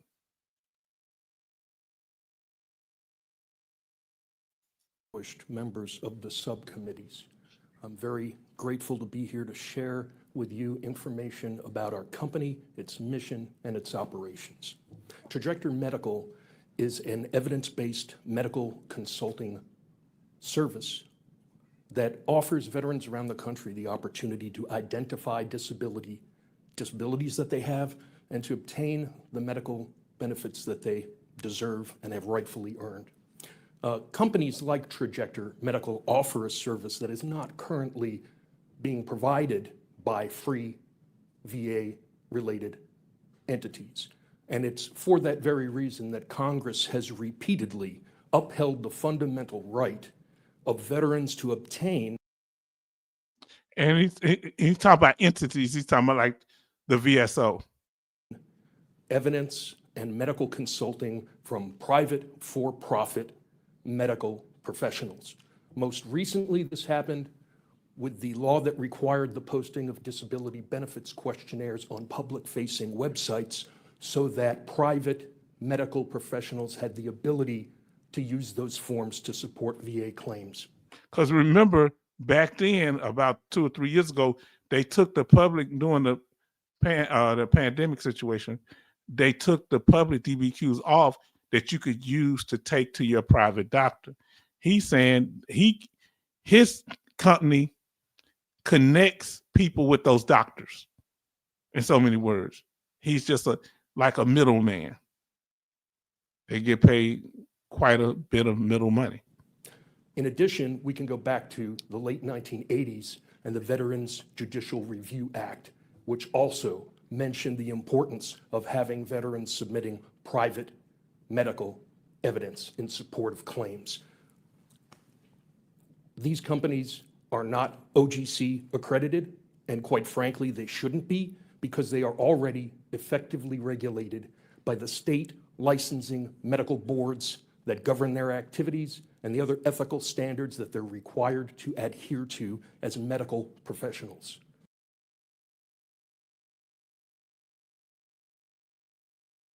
So what he's saying is that he's just the middleman. The people actually filling out the work are medical professional doctors, so they shouldn't have to be accredited. He kind of pushing himself out the way. He said, I'm getting people with the plug. You know what I'm saying? He hooking up people with the plug. Show me where the plug at. That's hood talk. So hooking up with the person that's going to help him and say doctors don't need to be accredited is what he's saying, and medical professionals. He just getting them to the medical professional. Now, I have I'm an Iraq veteran myself and retired from the United States Army. And before coming to Trajectory, I directly represented veterans in all aspects of their VA claims as an accredited attorney, from initial claims all the way through to cases before the U.S. Court of Appeals for Veterans Claims. Interesting. He was an accredited lawyer like Hill and Plunt. But he said, I can make more money just hooking people up. I didn't mean to stop him with his tongue sticking out. And what I witnessed through all of this pro bono work for years was that the most underserved community of veterans that's out there right now is veterans who suffer from disabilities related to their military service, and they're not rated and they're not diagnosed for those disabilities. And there's also veterans who are service-connected but horribly underrated for the disabilities that they suffer every day. And it's important to realize that there's obstacles along the road. Now, I've provided an illustration, which is Appendix A of the written statement that I provided. And that is a document that shows the road to VA benefits and obstacles along the way to getting those benefits. The first obstacle rests with people like me. So understand that illustration that he had, one of the Congress ladies is going to criticize it. Accredited attorneys and accredited VSOs. And the reason why is because we don't require any medical licensure or medical training to be accredited. And we don't have the ability to look through and find undiagnosed medical conditions that veterans suffer from, and then complex theories of service connection like secondary service connection, aggravation, presumptive service connection. The second major obstacle. No, that's interesting. Secondary. He talked about theories. Keep that in mind. Now I say it seems veterans can navigate the BS better than the civilian. Yeah, it seemed like it. Because they've been through it. Is with the treatment providers, whether it's private or providers at the Veterans Health Administration hospitals. The problem there is that treating doctors are not often experienced with complex regulatory standards that talk about service connection, causation, and loss of ability to earn an income. It's just not part of the analysis. The VHA even advises its treating physicians not to provide assistance with disability evaluations, specifically because they fear a conflict of interest. So tell me, is that true?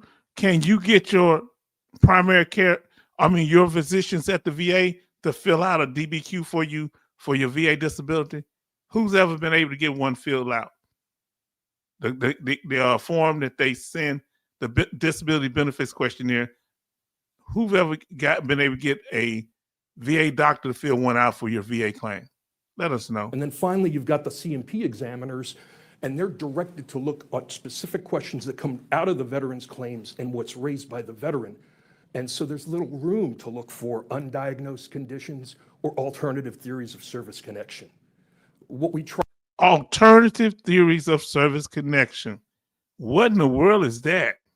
Try to do is we approach this from a perspective of diverse medical professionals with this experience to assist in developing medical evidence and helping veterans identify their disabilities. If there was something we could ask, it would be, please don't create legislation that robs veterans of the ability to obtain the fundamental right to private, for-profit medical evidence, which is in various existing statutes that have been passed by Congress. We would love to help you understand more about the distinct role we play. Thank you. All righty then. He sounds like a politician, don't he? So let's give him the benefit of the doubt. And let's continue here. We're going to move on to the next clip. And we thank you for your patience and your interactive nature. I hope y'all learning something from this. We went over before, many of you wasn't here, but we getting back to it, family.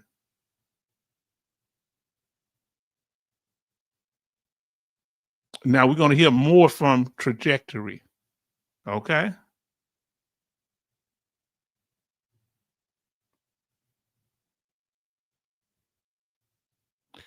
Now let's get to it. Thank you. I'm a little bit over my time. I'll turn to Ranking Member Nils for his questions.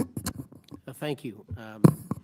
Mr. Simone, according to the documents you shared, a veteran who canceled a contract with your organization may still be on the hook for some services provided if they receive an increase in benefits. How does Trajectory track whether a veteran received an increase in the benefits? Bam. So if you sign up with them, but they send all the materials to your house, how in the world can they even know if you got your back pay? You might say, well, I got it, and I ain't telling Trajectory, even though I signed a contract with them. I'm not going to tell them I got my money. So he's saying, how would y'all know? Let's see. Listen. Thank you very much for the question. Our primary way of obtaining that information is through the contractual agreement that the veteran will provide us with rating decision letters and other information when their rating changes. It's important to look at that because those letters describe what was relied on in granting those benefits. And if there's any time where it doesn't show that the evidence that we've developed led to an increase, then we cancel the invoice and don't proceed. So that's the primary way that this operates. But how would you get it? The veteran would have to show you the mail? They agree to do that when they sign up.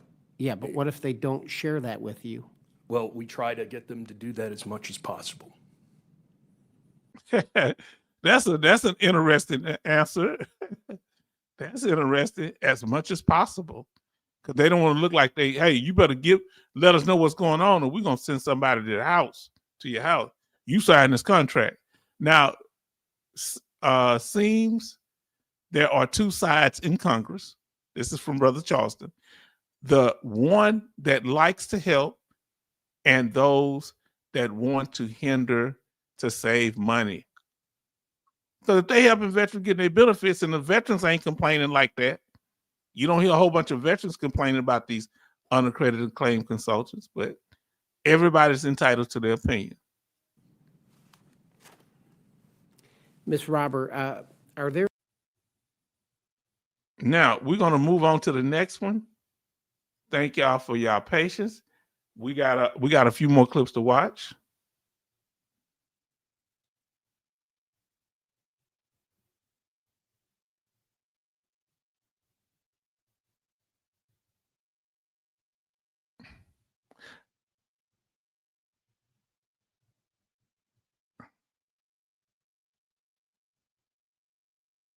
Now let's continue, family. And not entering into contracts for benefits that will come at a later time. Would you like to comment, Mr. Ryan or Ryan? Absolutely. One of the things that concerns us is to your first point on how do these companies collect. What we've seen are examples of binding arbitration agreements in these that threaten the veteran with a specific action if they don't share that information. And this individual is with the Veteran of Foreign Wars representative. He the one they came out with the claim shark what do you call that, flyer? Which is incredibly problematic. And again, another client for the VFW that we were working with shared some of the email traffic back and forth with one of these companies where they were asking for, where they sought that e-benefits username and password. Tragically, this veteran just wanted it to go away. He didn't want, he's like, look, I will pay them. Now, he's alleging that they was asking for email passwords. We have 12 likes and 15 watching. Thank you, family. I just want them off my back. Sadly, that's how that goes.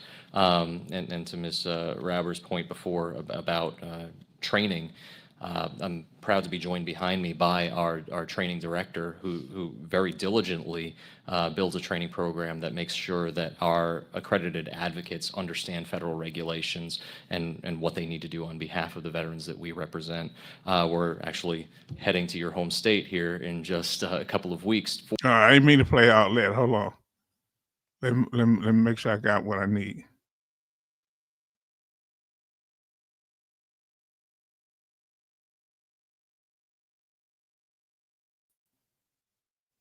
Let me give myself up. Now we're going to go to the last two clips. So thank you for your patience.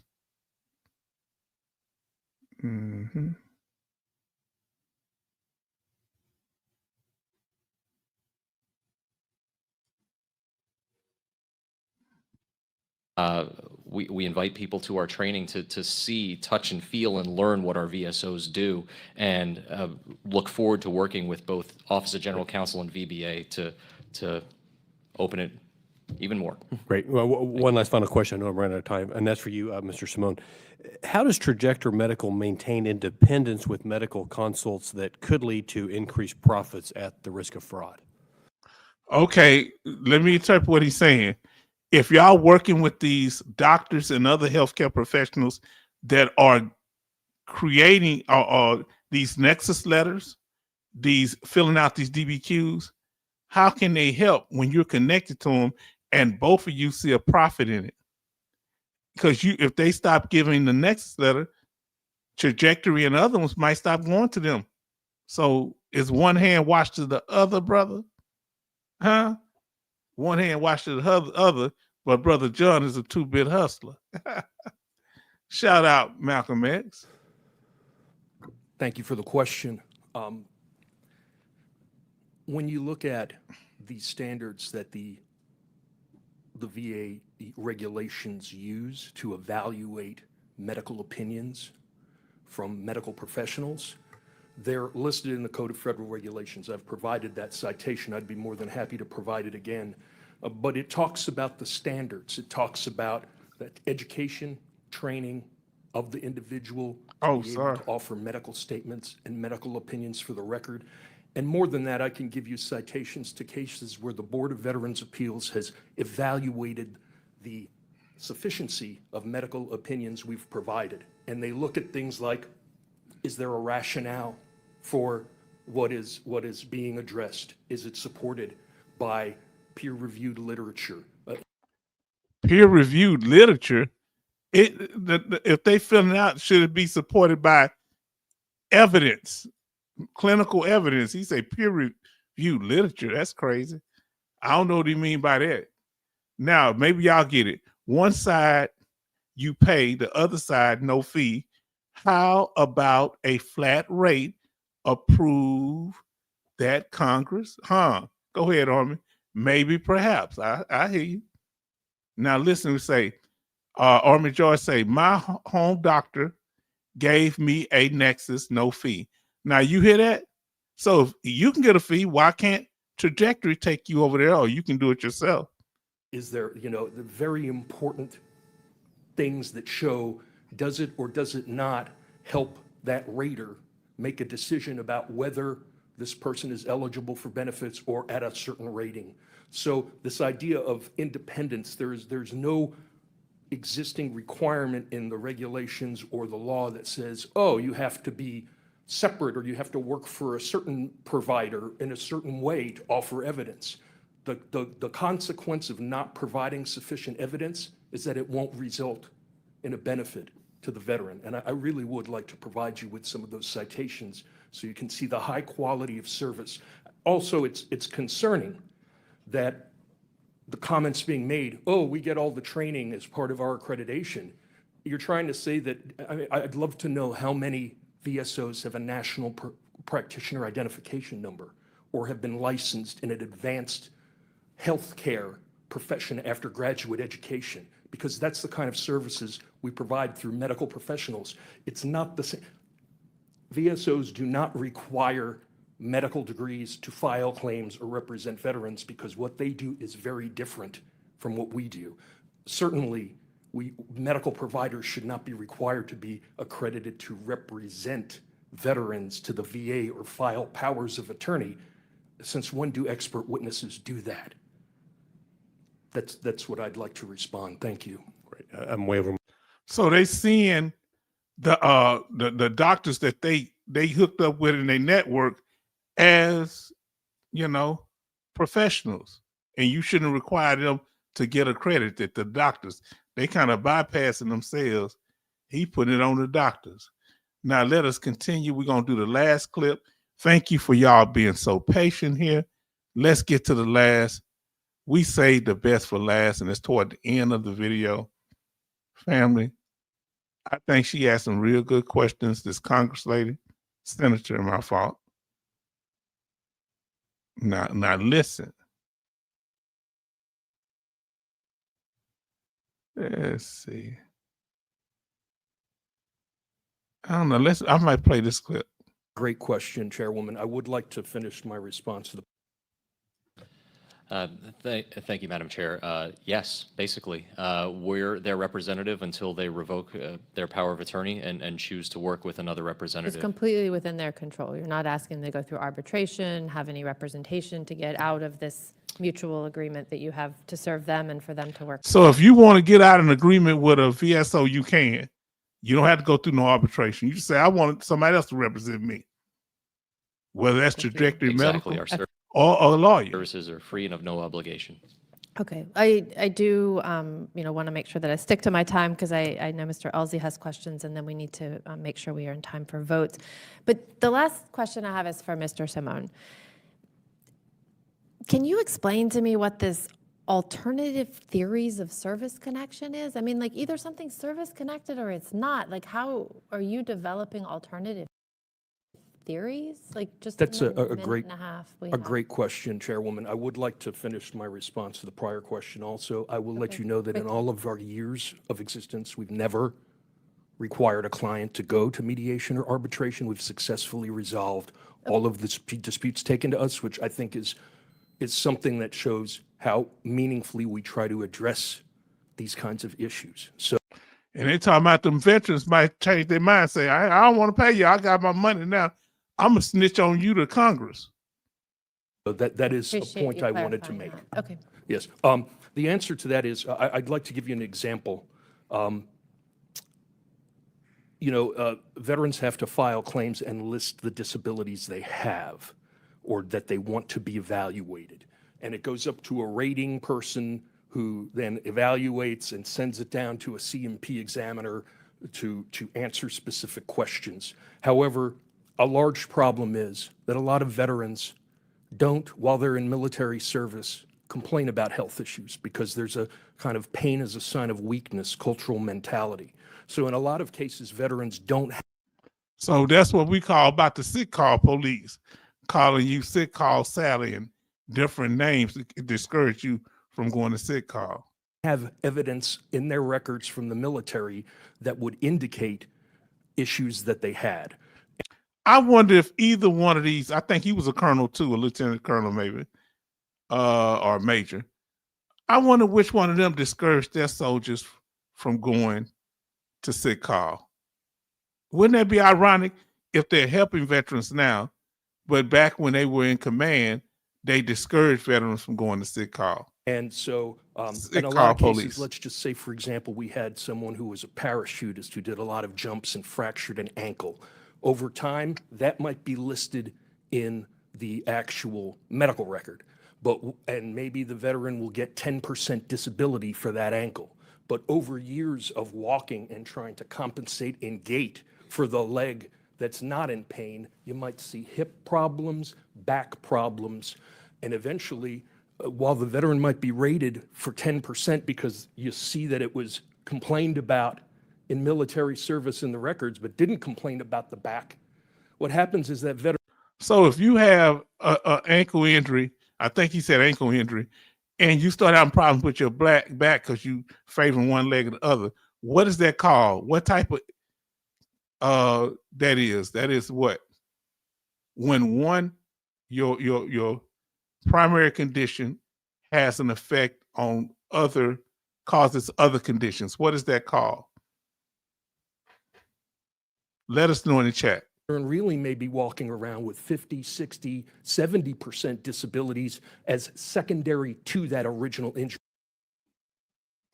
Or George said it's secondary conditions. Yes, indeed. So, but he calls secondary conditions theories of service connection. That is the direct, which is kind of slick. So I want to know what that means. Service connection was for the ankle, but the ankle that was service connected caused that veteran to have a whole body's worth of problems that veteran deserves benefits for. So you're saying that you provide a unique service Yes, that through a normal claims process, a normal C&P exam, You know, I know plenty of people, I'm a veteran myself, I know plenty of people who over the course of time have had orthopedic, back, knee, all kinds of issues. It degrades over time, it causes other problems. I mean, like, I don't think they've all come to you to get their claims. No, a substantial number of our veterans were denied originally for other theories or anything, and they need medical But like, opinions. why are you talking about theories? I mean, these are DBQs, they're forms that are produced by the VA, they go to qualified medical providers, and people are tasked with filling those out. I mean, we debated last year, we had a whole long process about getting those back on the website so they could be available to the public and the veterans to understand what needed to be in them. But like, I don't understand why you have theories. Well, Like, we work if in we facts. we don't say we don't say, oh, we're going to create evidence that doesn't exist. We're going to That's look kinda at what it sounds like. no, we're going to look at medical evidence, and if it I mean, like, I've got this little chart here. yes. And if I look at this chart, it's like, to me, it's almost like you're having a veteran come in and say, choose your own adventure. Like, He sound like a hustle. This is the flyer that he's talking about earlier. Like, hey, we can get you to there. The knee bone connected to the leg bone connected to the hip bone. So one thing, he said he brought a lace slip. Now listen what our brother, everybody's saying hi to Jay for coming in the house. We thank you. This is impromptu live stream. Brother Army George says, I have three. You need a good nexus letter. Least as likely or not, 50-50 goes to the veteran. Talking about these secondary conditions, I believe. He said he brought a lace slip. Everybody's talking to Coasty. Say, it's called collateral damage. Go ahead now.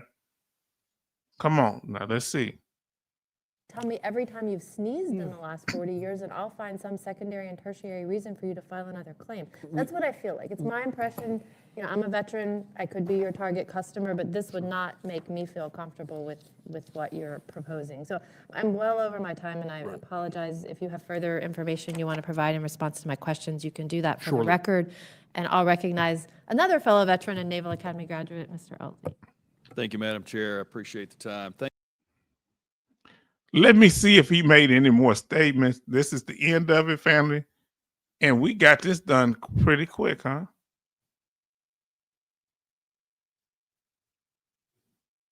Now let's see what the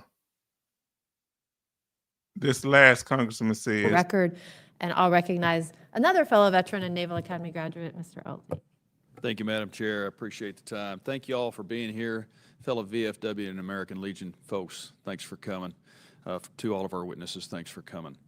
I think what we're talking about here is a cottage industry that uses a loophole, and it uses a loophole to make some money off of veterans and their disabilities. It's very difficult for some veterans to find out how to get these claims, and I understand that. I was a commissioner on the Texas Veterans Commission after I retired from the Navy in 2012, and I'm very familiar with this. And one of the things I'm most proud of is that every state has an innate ability that's paid for by the taxpayers, most of whom are veterans, who will for free do what we're talking about here that doesn't require a recompense for those who are filing the claim. Now, he go Navy veteran right here, family. Say, I couldn't see Jay reply in the chat, only what you showed H-Town weird. Yeah, that's kind of confusing. I don't know what, we got to figure that out. Charleston say Navy engineer rating knows that one thing leads to another. Yes, indeed. Here's a Navy man right here. That's the senator right here. Jay said something. Charleston also was not showing up a bit. Okay. Well, at least we got y'all here. We'll try to figure it out. And most of them have expertise in the various, whether you're infantry or fighter pilot or a nuke surface officer, they know what you've been exposed to and can help you with your claim. The scariest part is finding out where to go to get those claims. And I talk to a lot of veterans who don't know how to get their claims. And so if you have an advertising budget, you have a leg up. Texas Veterans Commission doesn't have a leg up, doesn't have an advertising budget with which to outreach to those veterans. So to the organizations that are not predatory, I appreciate what you're trying to do. I think that that we have seen here today that there are predatory.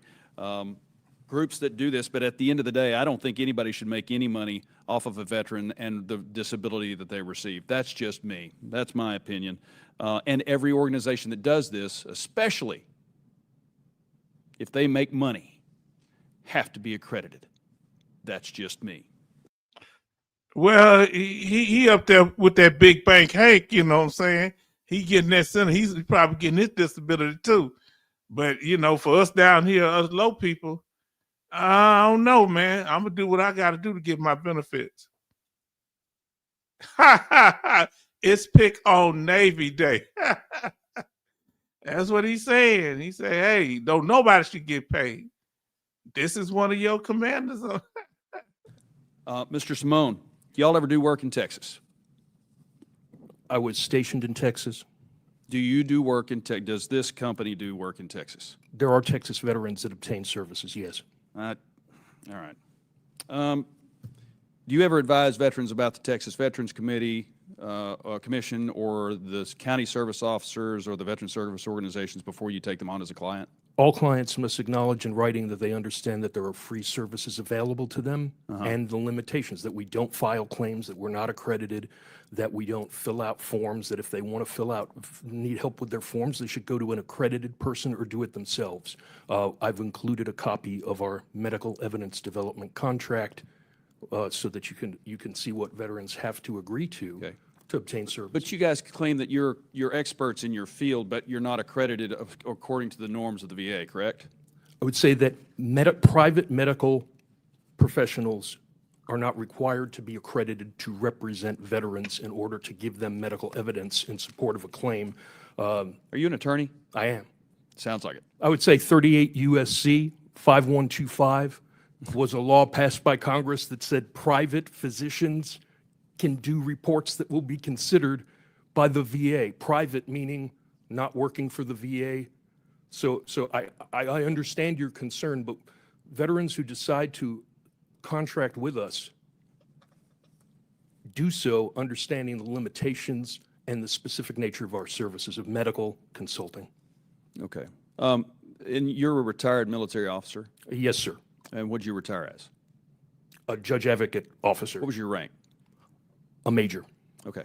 Major, would you use your own service if you knew that the Texas Veterans Commission was out there? I would. And in fact, I wouldn't be working for this company if I thought it was defrauding anyone. I honestly mean that. So if you have a veteran at the TVC who does this for free, who's very familiar with your line of work, doing it for free, you're telling me you would rather pay money to somebody who does the same work that's not accredited?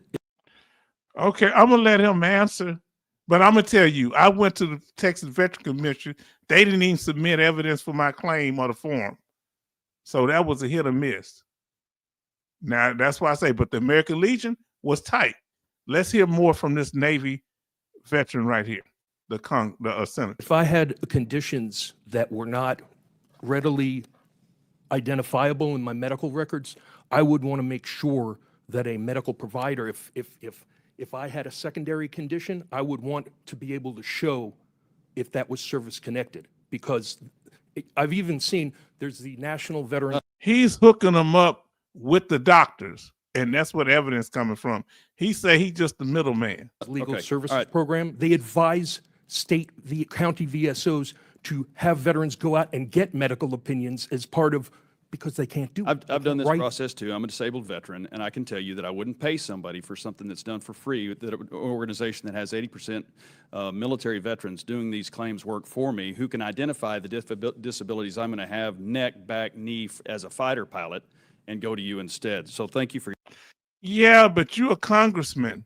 I mean, a senator. You're a senator, and on top of that, do you think that this representative here, Mr. Easley, don't have the hookup, the inside hookup? I don't know. I'm not casting dispersions, but he don't seem like he got any problem. I ain't beating up on the Navy tonight, but I'm just saying.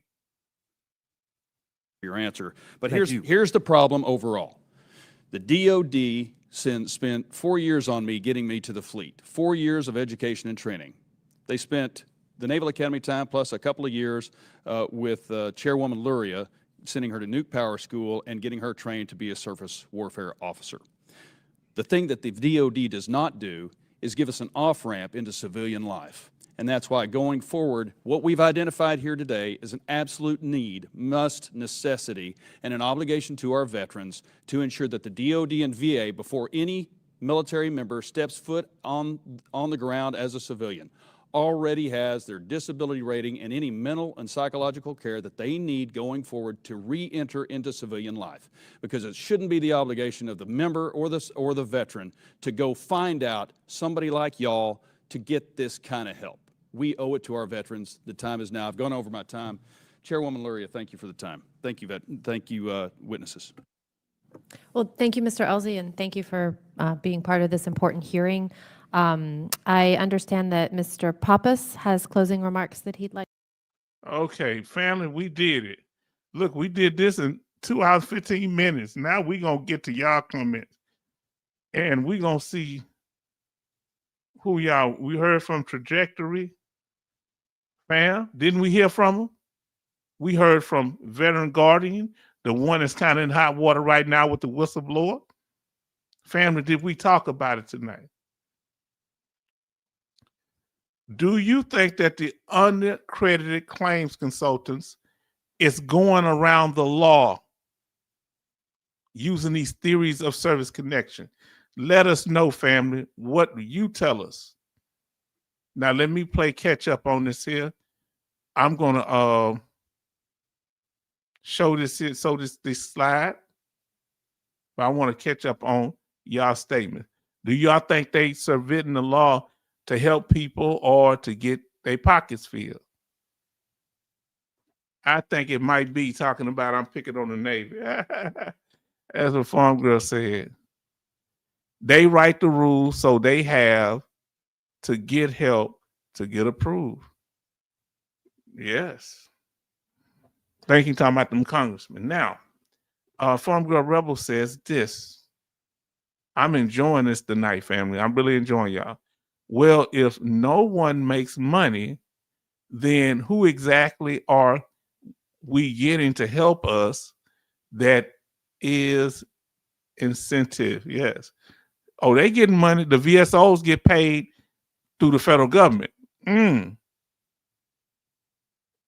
Yeah, they VSOs, they get donations through that or something like that.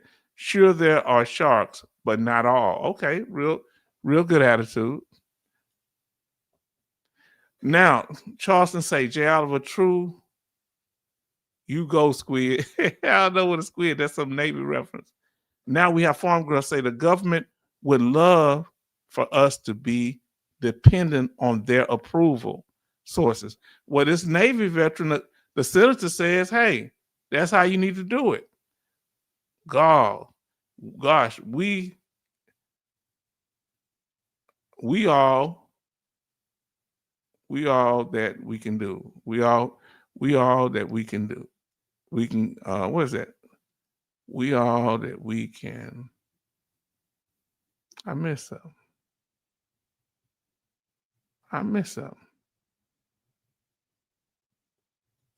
Gosh, the government would like us to be dependent on their approval sources. God, we all see how that can go. Yes, indeed. I'm sorry. Had to correct that. Now, Army George say, but some are free and don't know what they're doing. So you might have people helping you, but they are free but don't know what they're doing. That goes to the question for tonight. Why are more? And we'll get to that in a minute. I ain't going to answer that now. We're going to. J. Oliver say, he as a senator has assistants to walk his paperwork through. And look, he's disabled and he's working. They not making no complaints about that senator working, because he was a fighter pilot and he went to the Naval Academy. he put all his little credentials out there, didn't he? And I ain't saying nothing wrong with that. Farm Girl Rebel say exactly, George. Now, Army George said, I talked to VSO and said that's not true when I talk to them sometimes. Some stuff is not true. I got you. Now, listen. With all due respect, That Navy pilot senator officer is in La La Land. Hold on. You Navy, you can't go there on that. That's one of your fighter pilots on the on the carrier now. Now listen, Remar say he's trying to tell the congressman that VA affiliates aren't good enough. That's why his business is there. The Congress is too arrogant since he went to the academy. Come on now, family. Now listen. We have Jay Oliver says, not all unaccredited consultants are going around the law. Okay, fair, Jay Oliver. Now we got somebody in here. Show love to Ray B. Ray B say, I don't trust these paid companies. Okay, you don't trust them. But it seems that they get more pull than a person trying to do it themselves. Yeah, because some of the congressmen, senators support them. You think they're not putting what they call it? You think they're not lobbying and putting money in some of these Congress people pocket and senators? Now, Farm Girl Rebels say, hi, Ray.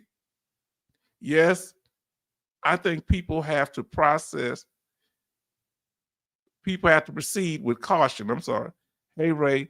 Yes, I think people would have to proceed with caution and check out different companies and get real reviews, not reviews they did. Farm Girl Rebels say, I agree, Charleston has a zip code there. Yes, indeed. Now, family. So we saying they're not going around the law, but they're going around accreditation, but they don't fall under accreditation, right? Now,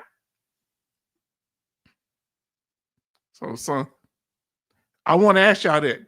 Are the unaccredited claims agent going around the law? Yes or no? Do you think they're going around the law? Yes or no? Do you think the lawyers are restricted? The claim consultants are restricted to what they can do, meaning they can only charge 20% of your back pay up to, they don't have no limit. 33 to, I think it's from 20 to 33%, but they could charge more if it's justified, whatever that means. Now, we have yes or no, or unaccredited claims consultants going around the law, in your opinion? Or are they outside the law? Let us know. Dougie supports Mrs. Monroe's company. Oh, how you gonna tie him in there? Now, this is where they're talking about these theories of service connection, meaning that you have tinnitus, then your headaches, you got headaches because of that ringing in the ear. And you can get 50% for that, while you only had 10% for the tinnitus. Then it's called a snowball effect. That's what I call it. Then the headaches cause you to be depressed. Then you have weight gain because of depression, which is an intermediate between depression and sleep apnea. So they saying how you the head bone, the neck bone connected to the head bone connected to the neck bone, so that hurt. Then my shoulder bone connected to my backbone, that hurts. Hip bone connected to my leg bone. So they trying to get as much as they can. Do you see this as a hustle or just identifying secondary conditions? Let us know. Yes, charge more. Now, Farm Girl Rebel say yes and no. Some do and some don't. Okay, fair. I felt the one I used was ethical. We're going to ask you, what type of things did they do that you felt that was fair? Were they upfront with all their fees? Did they charge you whether or not you won your claim? You had to pay up front. Some people have to pay up front.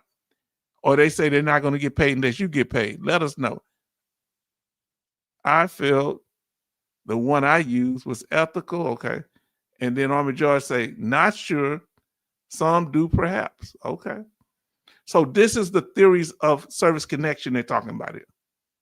Okay. talking about how they connect different conditions through theories. It's supposed to be connected through evidence, not through theories. That's mental. And that's what the Congress like. So that's why they kind of call them claim sharks, using this terminologies, theories of service connection.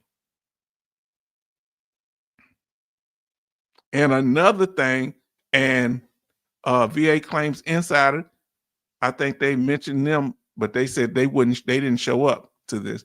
But certain ones like Trajectory and others have been accused of asking veterans for their login information. Who disagree with them giving them your login information to somebody that's helping you with your claim that's not accredited? I don't think your lawyers ask for your login information. Let us know what you think. Is that a no-no, or are you okay with it? Put no if you're not. No if you don't agree with them having somebody representing you unaccredited and having all your login information for your benefits to see when you get your claim approved, because they don't trust you to tell them. Listen to what y'all say. My tinnitus makes me mad, angry sometimes. I use it as motivation, but that could be a secondary condition. Now, Remom say it's a hustle unless you have adequate medical evidence. So theories of revolution, theories of service connection is no such thing. It's either evidence or not. The senator, she brought that out. Now, Jay Oliver say identifying secondaries, most veterans actually power through and just deal with it. The VA is supposed to identify secondaries. Now, listen to Remom says no. That's a no to have somebody have your login information for your VA benefits. Who says a no? Now, up front with all fees. Now, listen, this is a good one. Let me get up where I can see this whole thing. She's breaking it down. Farm Girl has used one of these private consulting, non-accredited consultants, not list companies or organizations. She say upfront with fees. That's what they need to do. Y'all be peep game now. No charge up from twice the increase. Okay. So let's say you went from 0 to 100%. That means you going from getting paid nothing to about $4,000 a month. So that'll be 4,000 times 2. So they'll get 8,000 of your money out when you win that 100%. Or if it's less, you'll get less money. Now, she's saying that's fair. They send me a questionnaire to fill out, and then we chat before they took me on. That's fair. How long did it take? She said it took 60 days from filing date. Who else has used one? Give us y'all opinion. You ever used a unaccredited claims agent like Trajectory Medical or Veteran Guardian? Farm Girl say, Ren, agree if there isn't adequate evidence, then they have been committing fraud and manufacturing things. And you don't want that, because they get in trouble. All the veterans that have claims, if one of these consulting companies get in trouble, what about all the claims that the veterans had got their disability through them? Would that put all those claims into jeopardy? Let us know. Now, family, we doing this thing. Fair use. Now, I want to show you the little video from back then. Fair use, family, fair use. Now, we're going to go into something else here. Now, family, this one is going to be, and they're going to, hold on, let me make sure. Make sure they ain't talking. It's got a little ad. Usually they have an ad. So I want y'all to be patient with me. Let me see about this ad. Because they're going to play an ad. I want you to see about this. Let me see.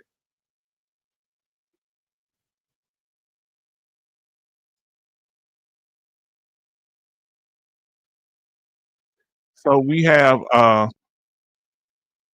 Jalen say, I agree.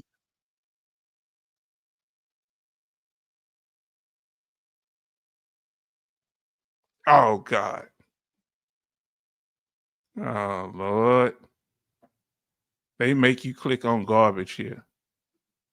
So I hate to okay, let me finish up.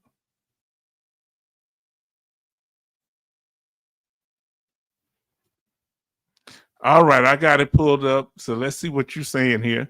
Jalen say, I agree with a trusted guide log in when power of attorney is approved. Many elder veterans are dumbfounded with VA, government, and chat access medical records and glean information to gather evidence. Okay. So everybody got mixed opinions on it. Army George say my fastest claim was around 40 days. And longest was 4 months. That's good. My shortest claim took 2 months, so a little longer than yours, and my longest claim took years because I wasn't handling it right. Now, family, we're about to go into this here. Let's watch something that they said about. This is a 2-minute clip about I think it was the VSO was there. They're talking about, I think, trajectory. So let's get into it. This is a news. Okay, hold on. Fair use, family. So this is kind of going to be our news for the night. Oh, okay, hold on. So fair use, family, fair use. Oh, y'all can see that.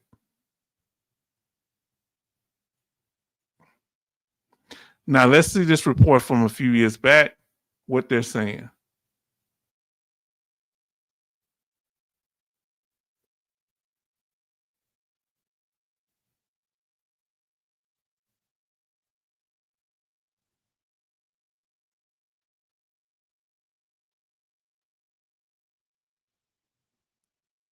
Okay, hold on, baby. I'm not, baby. I'm talking to my daughter. Give me a second. Okay, yeah, I needed to. I'm sorry I didn't do that. I had muted the sound, so I apologize. Now here we go. Tell me if you can hear it, okay? Here we go. 6 o'clock, the National American Legion warning veterans about a North Carolina company it says is preying on the men and women who have served in our armed forces. The company is called Veterans Guardian, and it was first the subject of a WBTV investigation 2 years ago. Now, Chief Investigative Reporter Nick Oxner is talking with the American Legion about what prompted this warning for veterans. The Veterans Guardian website claims to be a company run by veterans out to help other veterans get the disability benefits they've earned. Let me know if you can hear it now. Can you hear it now? Okay, sound good. Sorry. Thank you for letting me know about that, Remon. Thank you for letting me know I got it right, Betty Bobs. Let's get to it. But their services come with a price, 5 times the amount of any new monthly benefit a veteran. So 5 times the monthly benefit. So 4,000 times 5. Veteran gets with their help. They're basically, well, what can I call them? A pack of vultures. Marty Callahan is Deputy Director of Benefits and Claim Services for the American Legion. He wrote this message last month that's been shared by American Legion offices across the country, specifically warning its members. That's them talking in the background. That's not me. About Veterans Guardian. These companies are getting rich off of our veterans. The American Legion and other veteran service organizations like the VFW offer the same services but don't charge anything. They're also accredited by the VA, which... Hey, family, do you hear this report? They don't charge nothing, so why are you going to be paying these accredited claims? Farm Girl, why did you... Oh, they help you, but not very well. Well, I'm about to ask why you didn't go to them, Farm Girl, to the VSOs. And why would you pay? Because you said they were helpful, more helpful than the VSOs, I think. Which means they follow federal guidelines meant to protect veterans. Veterans Guardian is not accredited. Instead, WBTV has found the company asks veterans for their personal login credentials and submits claims in their name. This email was sent to Navy veteran Scott Patterson. who we talked with 2 years ago. They give us a good little, spiel on how they take care of things. We signed the paper, and I had a medical evaluation over a computer. Patterson also got this email from a Veterans Guardian employee instructing him how to request documents from the VA, but making clear to not mention he was working with Veterans Guardian. Now, what you think about that? So maybe because they don't want to be like represented on the paperwork. What does it sound like? Sounds good, H-Town. Be careful. Talking about Guardian. Franco put warning in chat. Okay, yeah. So this, okay, yeah, I will. I don't see no warning. Okay. Well, we reporting the news tonight.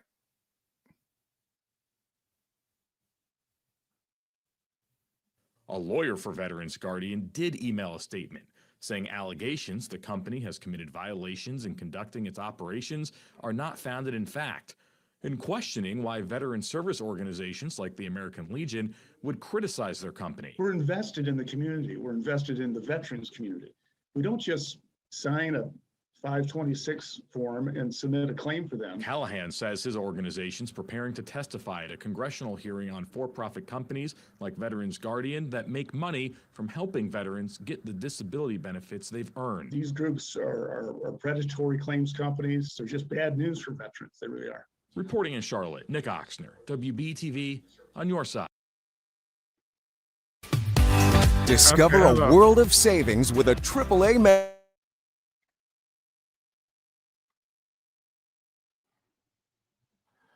Now, Charleston, let me know when Franco put a message in the chat. You saying Franco put one in the chat. What? I don't see nothing from him in the chat. I don't see nothing in the chat. It's from earlier or something. I don't see no comment from him in a while. And we just reporting the news here. So let me know what you was talking about. Army George says this stuff has been going on for a long time. Still haven't passed a law that I know of. Yeah, they doing a whole bunch of talking, but they ain't doing nothing to these companies.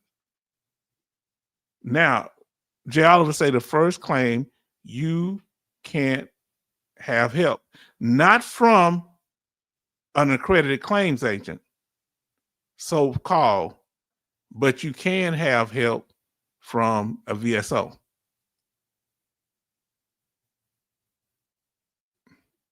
And the claim consultants. Now I say, I was getting frustrated after my VSO put me in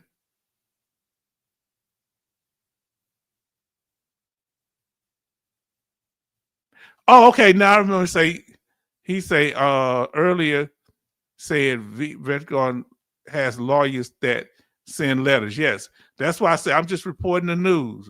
Thank you. He did say that earlier. Thank you for having my back, bro. Thank you.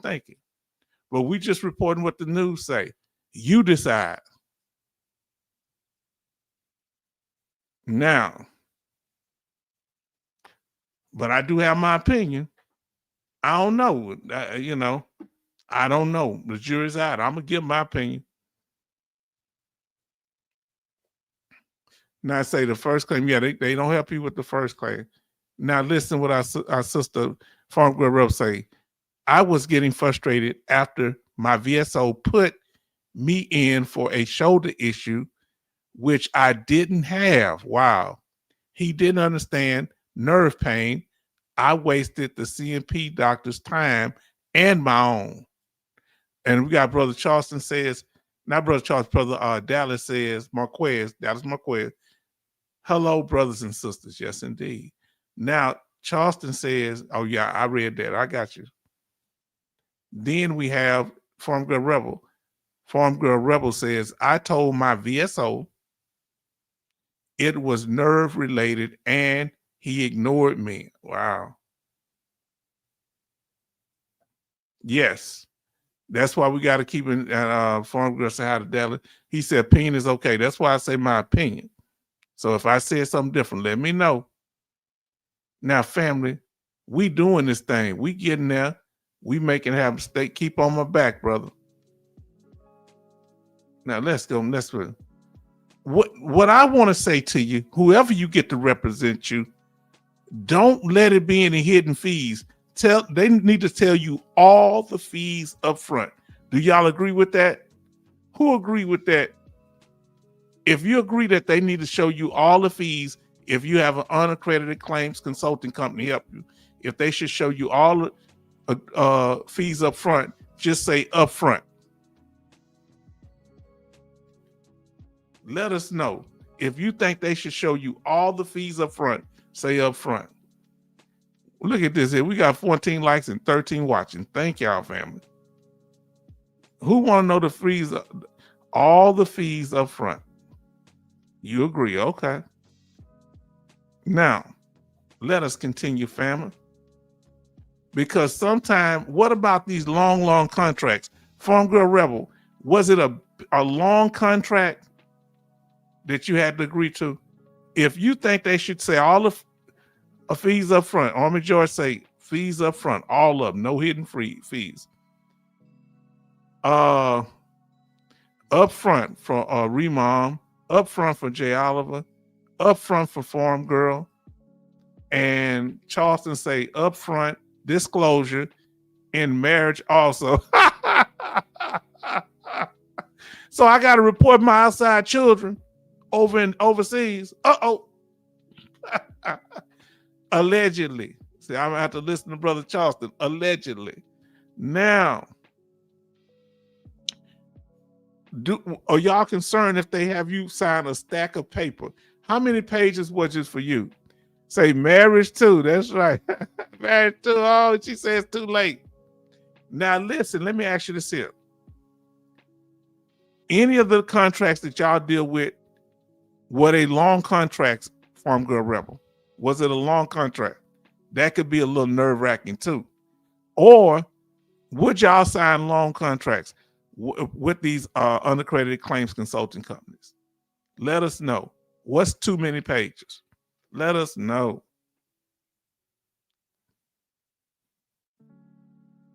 Now, always read the fine print. Read the fine print. I'll go to the fine print first. Was there any fine print, Farm Girl Rebel, in it, or was it up front with everything? With the people that helped you? Because you're signing your signature, so you're going to be obligated to the agreement. All right? So they might help you get your benefits, or you might say, after they didn't help me, I don't want to pay them, I'm going to my congressman. Well, if you sign something, you may have to pay them. They could say, take you to court. So make sure you read before you sign. I told my husband I came with a dog and a horse. He said 1 dog, 1 horse was okay. Now I have 3 dogs and 4 horses. Oh, he didn't sign up for all that. He didn't sign up for all that. We got to revisit the contract. Huh? That needs to be updated. Now I want to ask y'all a heavy question. Please participate on this, everybody, if you can. Read the question, family. Should unaccredited claims consultants be regulated? Put yes or Y for yes, or no or N for no. Should they be regulated? Yes or no? Farm Girl Rebel say it was a couple of pages, but pretty simple and straightforward. Wasn't nothing confusing. And she say no fine print. She's talking about her claim that the consulting company that helped her. You can let's see. You told us before who they were. If you want to mention them, that's up to you. It's okay. Now, everybody have to do their own due diligence though. Now, no fine print, and they went and we went over it on the phone before I signed. Okay. That's pretty straightforward. But somebody, y'all got to answer my question for me. Should unaccredited claim consultants be regulated? Yes or no? Probably so. They don't take advantage of veterans. Probably so they don't take advantage of veterans. So they should be regulated according to Norma George. Yes or no, family? Yes or no, or you can put a little comment on why you think. Should these trajectory medical be regulated?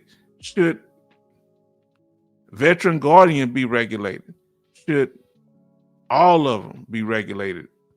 VA Claim Insider, Veteran Academy, all of them, should they be regulated? Charleston say yes. Let us know, family, what y'all think. Now, when do you know that there's a scam going on? What should be the red flags when you're dealing with some of these companies and even lawyers that you should have your scam alert come up?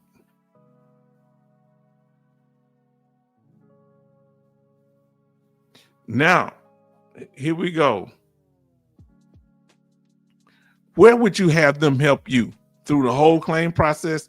If you did an unaccredited claim consulting company, help you with your initial claim, any denials, and working toward all the way to the approval. Who would do that? Where do you think they would be the most beneficial? Now, Farm Girl Rebel says, I dislike government regulations. They put their finger into everything and make it worse. That being said, I can see the benefit of capping payouts, okay, that they don't get too much. Now, listen what our brothers say. But state level per each state is better than VA. Okay, let us know, family. Now, family, we're here with the H-Town community. I hope y'all enjoying being a part of this community. I think we're growing. We're keeping a lot of negativity and trolling out. So I hope y'all enjoyed it. And we had an open chat. We had I think a new person coming in. Or we doing good, family. Now, so here's the final thing. Did we answer the question? Why are more veterans avoiding VSOs and lawyers and turning to so-called VA claim consultants? Did we answer the question, family? Why are more veterans avoiding VSOs and lawyers and turning to so-called VA claim consultants? Did we answer the question? Let us know.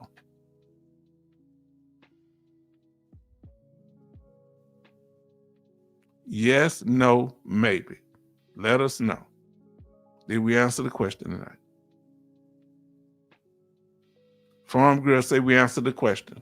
Let us know, because we'll get some information. We'll get clarity for you if we didn't. Now, if this information is informative, we want to earn your like and subscription. So we really would appreciate us if this information is informative, that y'all like the video and subscribe. But we want to win that subscription. Remom say yes, we answered the question. Farm Girl Rebel say yes. Oh, Charleston say yes, H-Town #1. I already got that big swole head. You know what's up. That's that Thomas head. Oh, let's see. Here we go. Share this with others, family. Do you think did we answer the question, family? Army George say yes. And subscribe if we won that. We thank you. We got 15 people in here. JL said, yep, we answered the question. Thank you. Now, we're not going to go VA law tonight. We did a good job. We went over the news. We're going to go past that too. Oh, now, other than news, November 11th is Veteran Day. Is that correct? That November 11th? What are your plans? Where are you going to go eat at? That's the news next month, November 11th, which is what? How many days away? About 15, about 2 weeks away. So what are you going to do on Veterans Day? Do you have any plans? I'm going to hit up the expensive restaurant. I'm going to California Pizza. No Dougie Talks tonight. Now, about our channel, we did a lot tonight, trying to keep it under 3 hours. Here, your opinion counts. We want to thank you for being here. Our regular scheduled live streams are be at 7, but that's only on nights where, I don't have family obligations. Now, H-Town, I sent you an email about Dougie. Oh, I looked. I had to see if my email updated. We'll go over it on the next live stream. Let me see what we got. Hold on. Because, this one's pretty long tonight. So we don't want to, we'll definitely go over it, okay? Unless it's urgent. Now, Army George, Desert Storm, go. Finger red number 1. Big red 1. Now, 1 on Tuesday. Okay. Jay Oliver, me too. Family, we had an impromptu live stream tonight. We thank you for regular schedules. Sometime it's going to be between 6 and 7 o'clock. It depends on my family obligation. How to contact us. Here's our contact information. Our email at the bottom, the YouTube handle. You can go there, and our Cash App and PayPal account if you want to donate. You can also email that email for a suggestion of things we can cover. Y'all brought this topic up, so I went over it. I hope we did a good job tonight. Now we're at the after party, family. We're almost through. And we have 16 likes and 15 watching. Family, thank y'all for being so incredible. And I'm glad I was able to earn your likes. Now, we want to hear from you if you got something to say. If you're still here, Franco, you said you had a question earlier. He may not be here, but you're welcome to ask it in the after party, because I know y'all have busy things to do. Now, any questions? And remember, Farm Girl got that 100%. Farm Girl got that 100%. If you need a ride to the bank, let us know. How's that weather where you're at? Let us know, family. How's the weather? And what is the temperature where you at now? Let us know, family. Let us know what the temperature. Here in Richmond, Texas, right outside of Houston, it is 79 degrees. It's too darn cold. I hear you. It's too cold. That's the temperature. Too cold. Let us know what the temperature is where you at, family. And we're going to get ready to close out. She got her 100%. Yes, indeed. And congrats, Farm Girl Rebel. We want to help all y'all get the benefits that you deserve. Thanks, Remon. From Dan Charleston say 53 degrees and raining in Pennsylvania. Okay, my AC technician has my lace slip. Okay, a cat ran up in my attic and hid for an hour, meowing for 2 hours until her got it out. Okay, so somebody had to get out. So this really happened? That's a wild story. Man, there's some crazy stuff going on out there. And we're going to ask you again, family, anybody in here use rideshare to go to their VA appointments? Have you? And you can get your doctors to do that, to set you up with that for your service-connected appointment. And does the appointment have to be service-connected?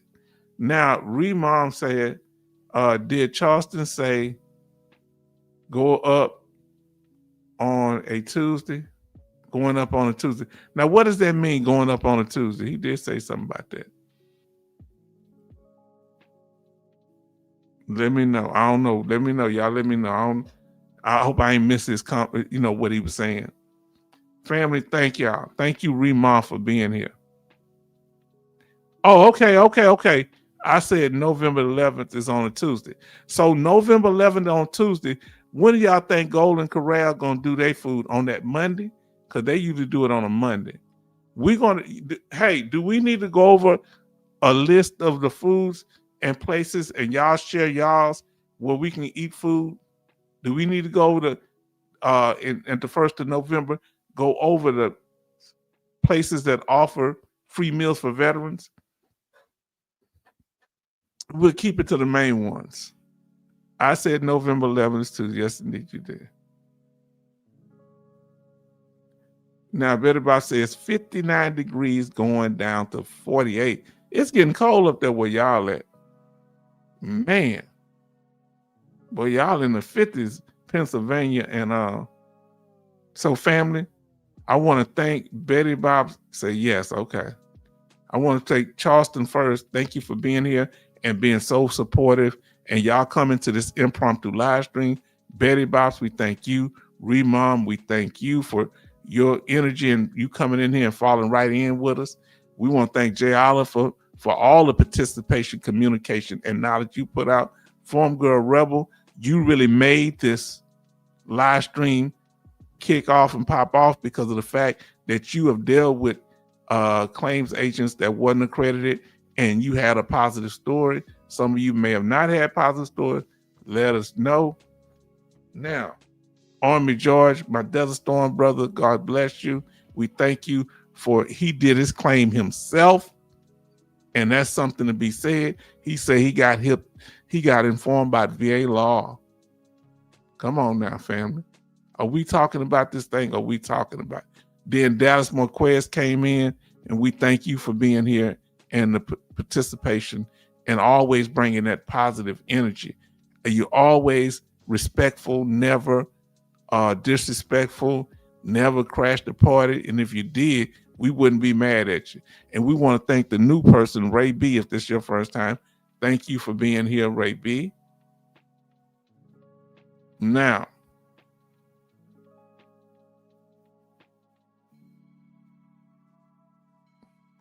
we want to thank Coasty. Did I miss Coasty? Oh boy, I missed Coasty. Oh, Coasty in here. And we have Francisco one in here. Thank him. Coasty, I think I passed past you, Coasty. Sorry. Thank Coasty for his participation. Here we are, Coasty right there. Thank you, Coasty, for all that you do. We thank y'all for being so interactive. All of this information. Family, we're doing what we can to help you. We want to make sure that you're right. We want to make sure that you are straight. And every veteran's opinion count here. You hear what I said? Don't let the Southern accent fool you. You family down here.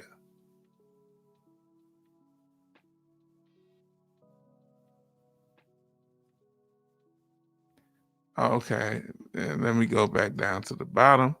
And we thank y'all for coming in here and being so interactive and participating. We answered that question tonight. Now let's see what y'all saying.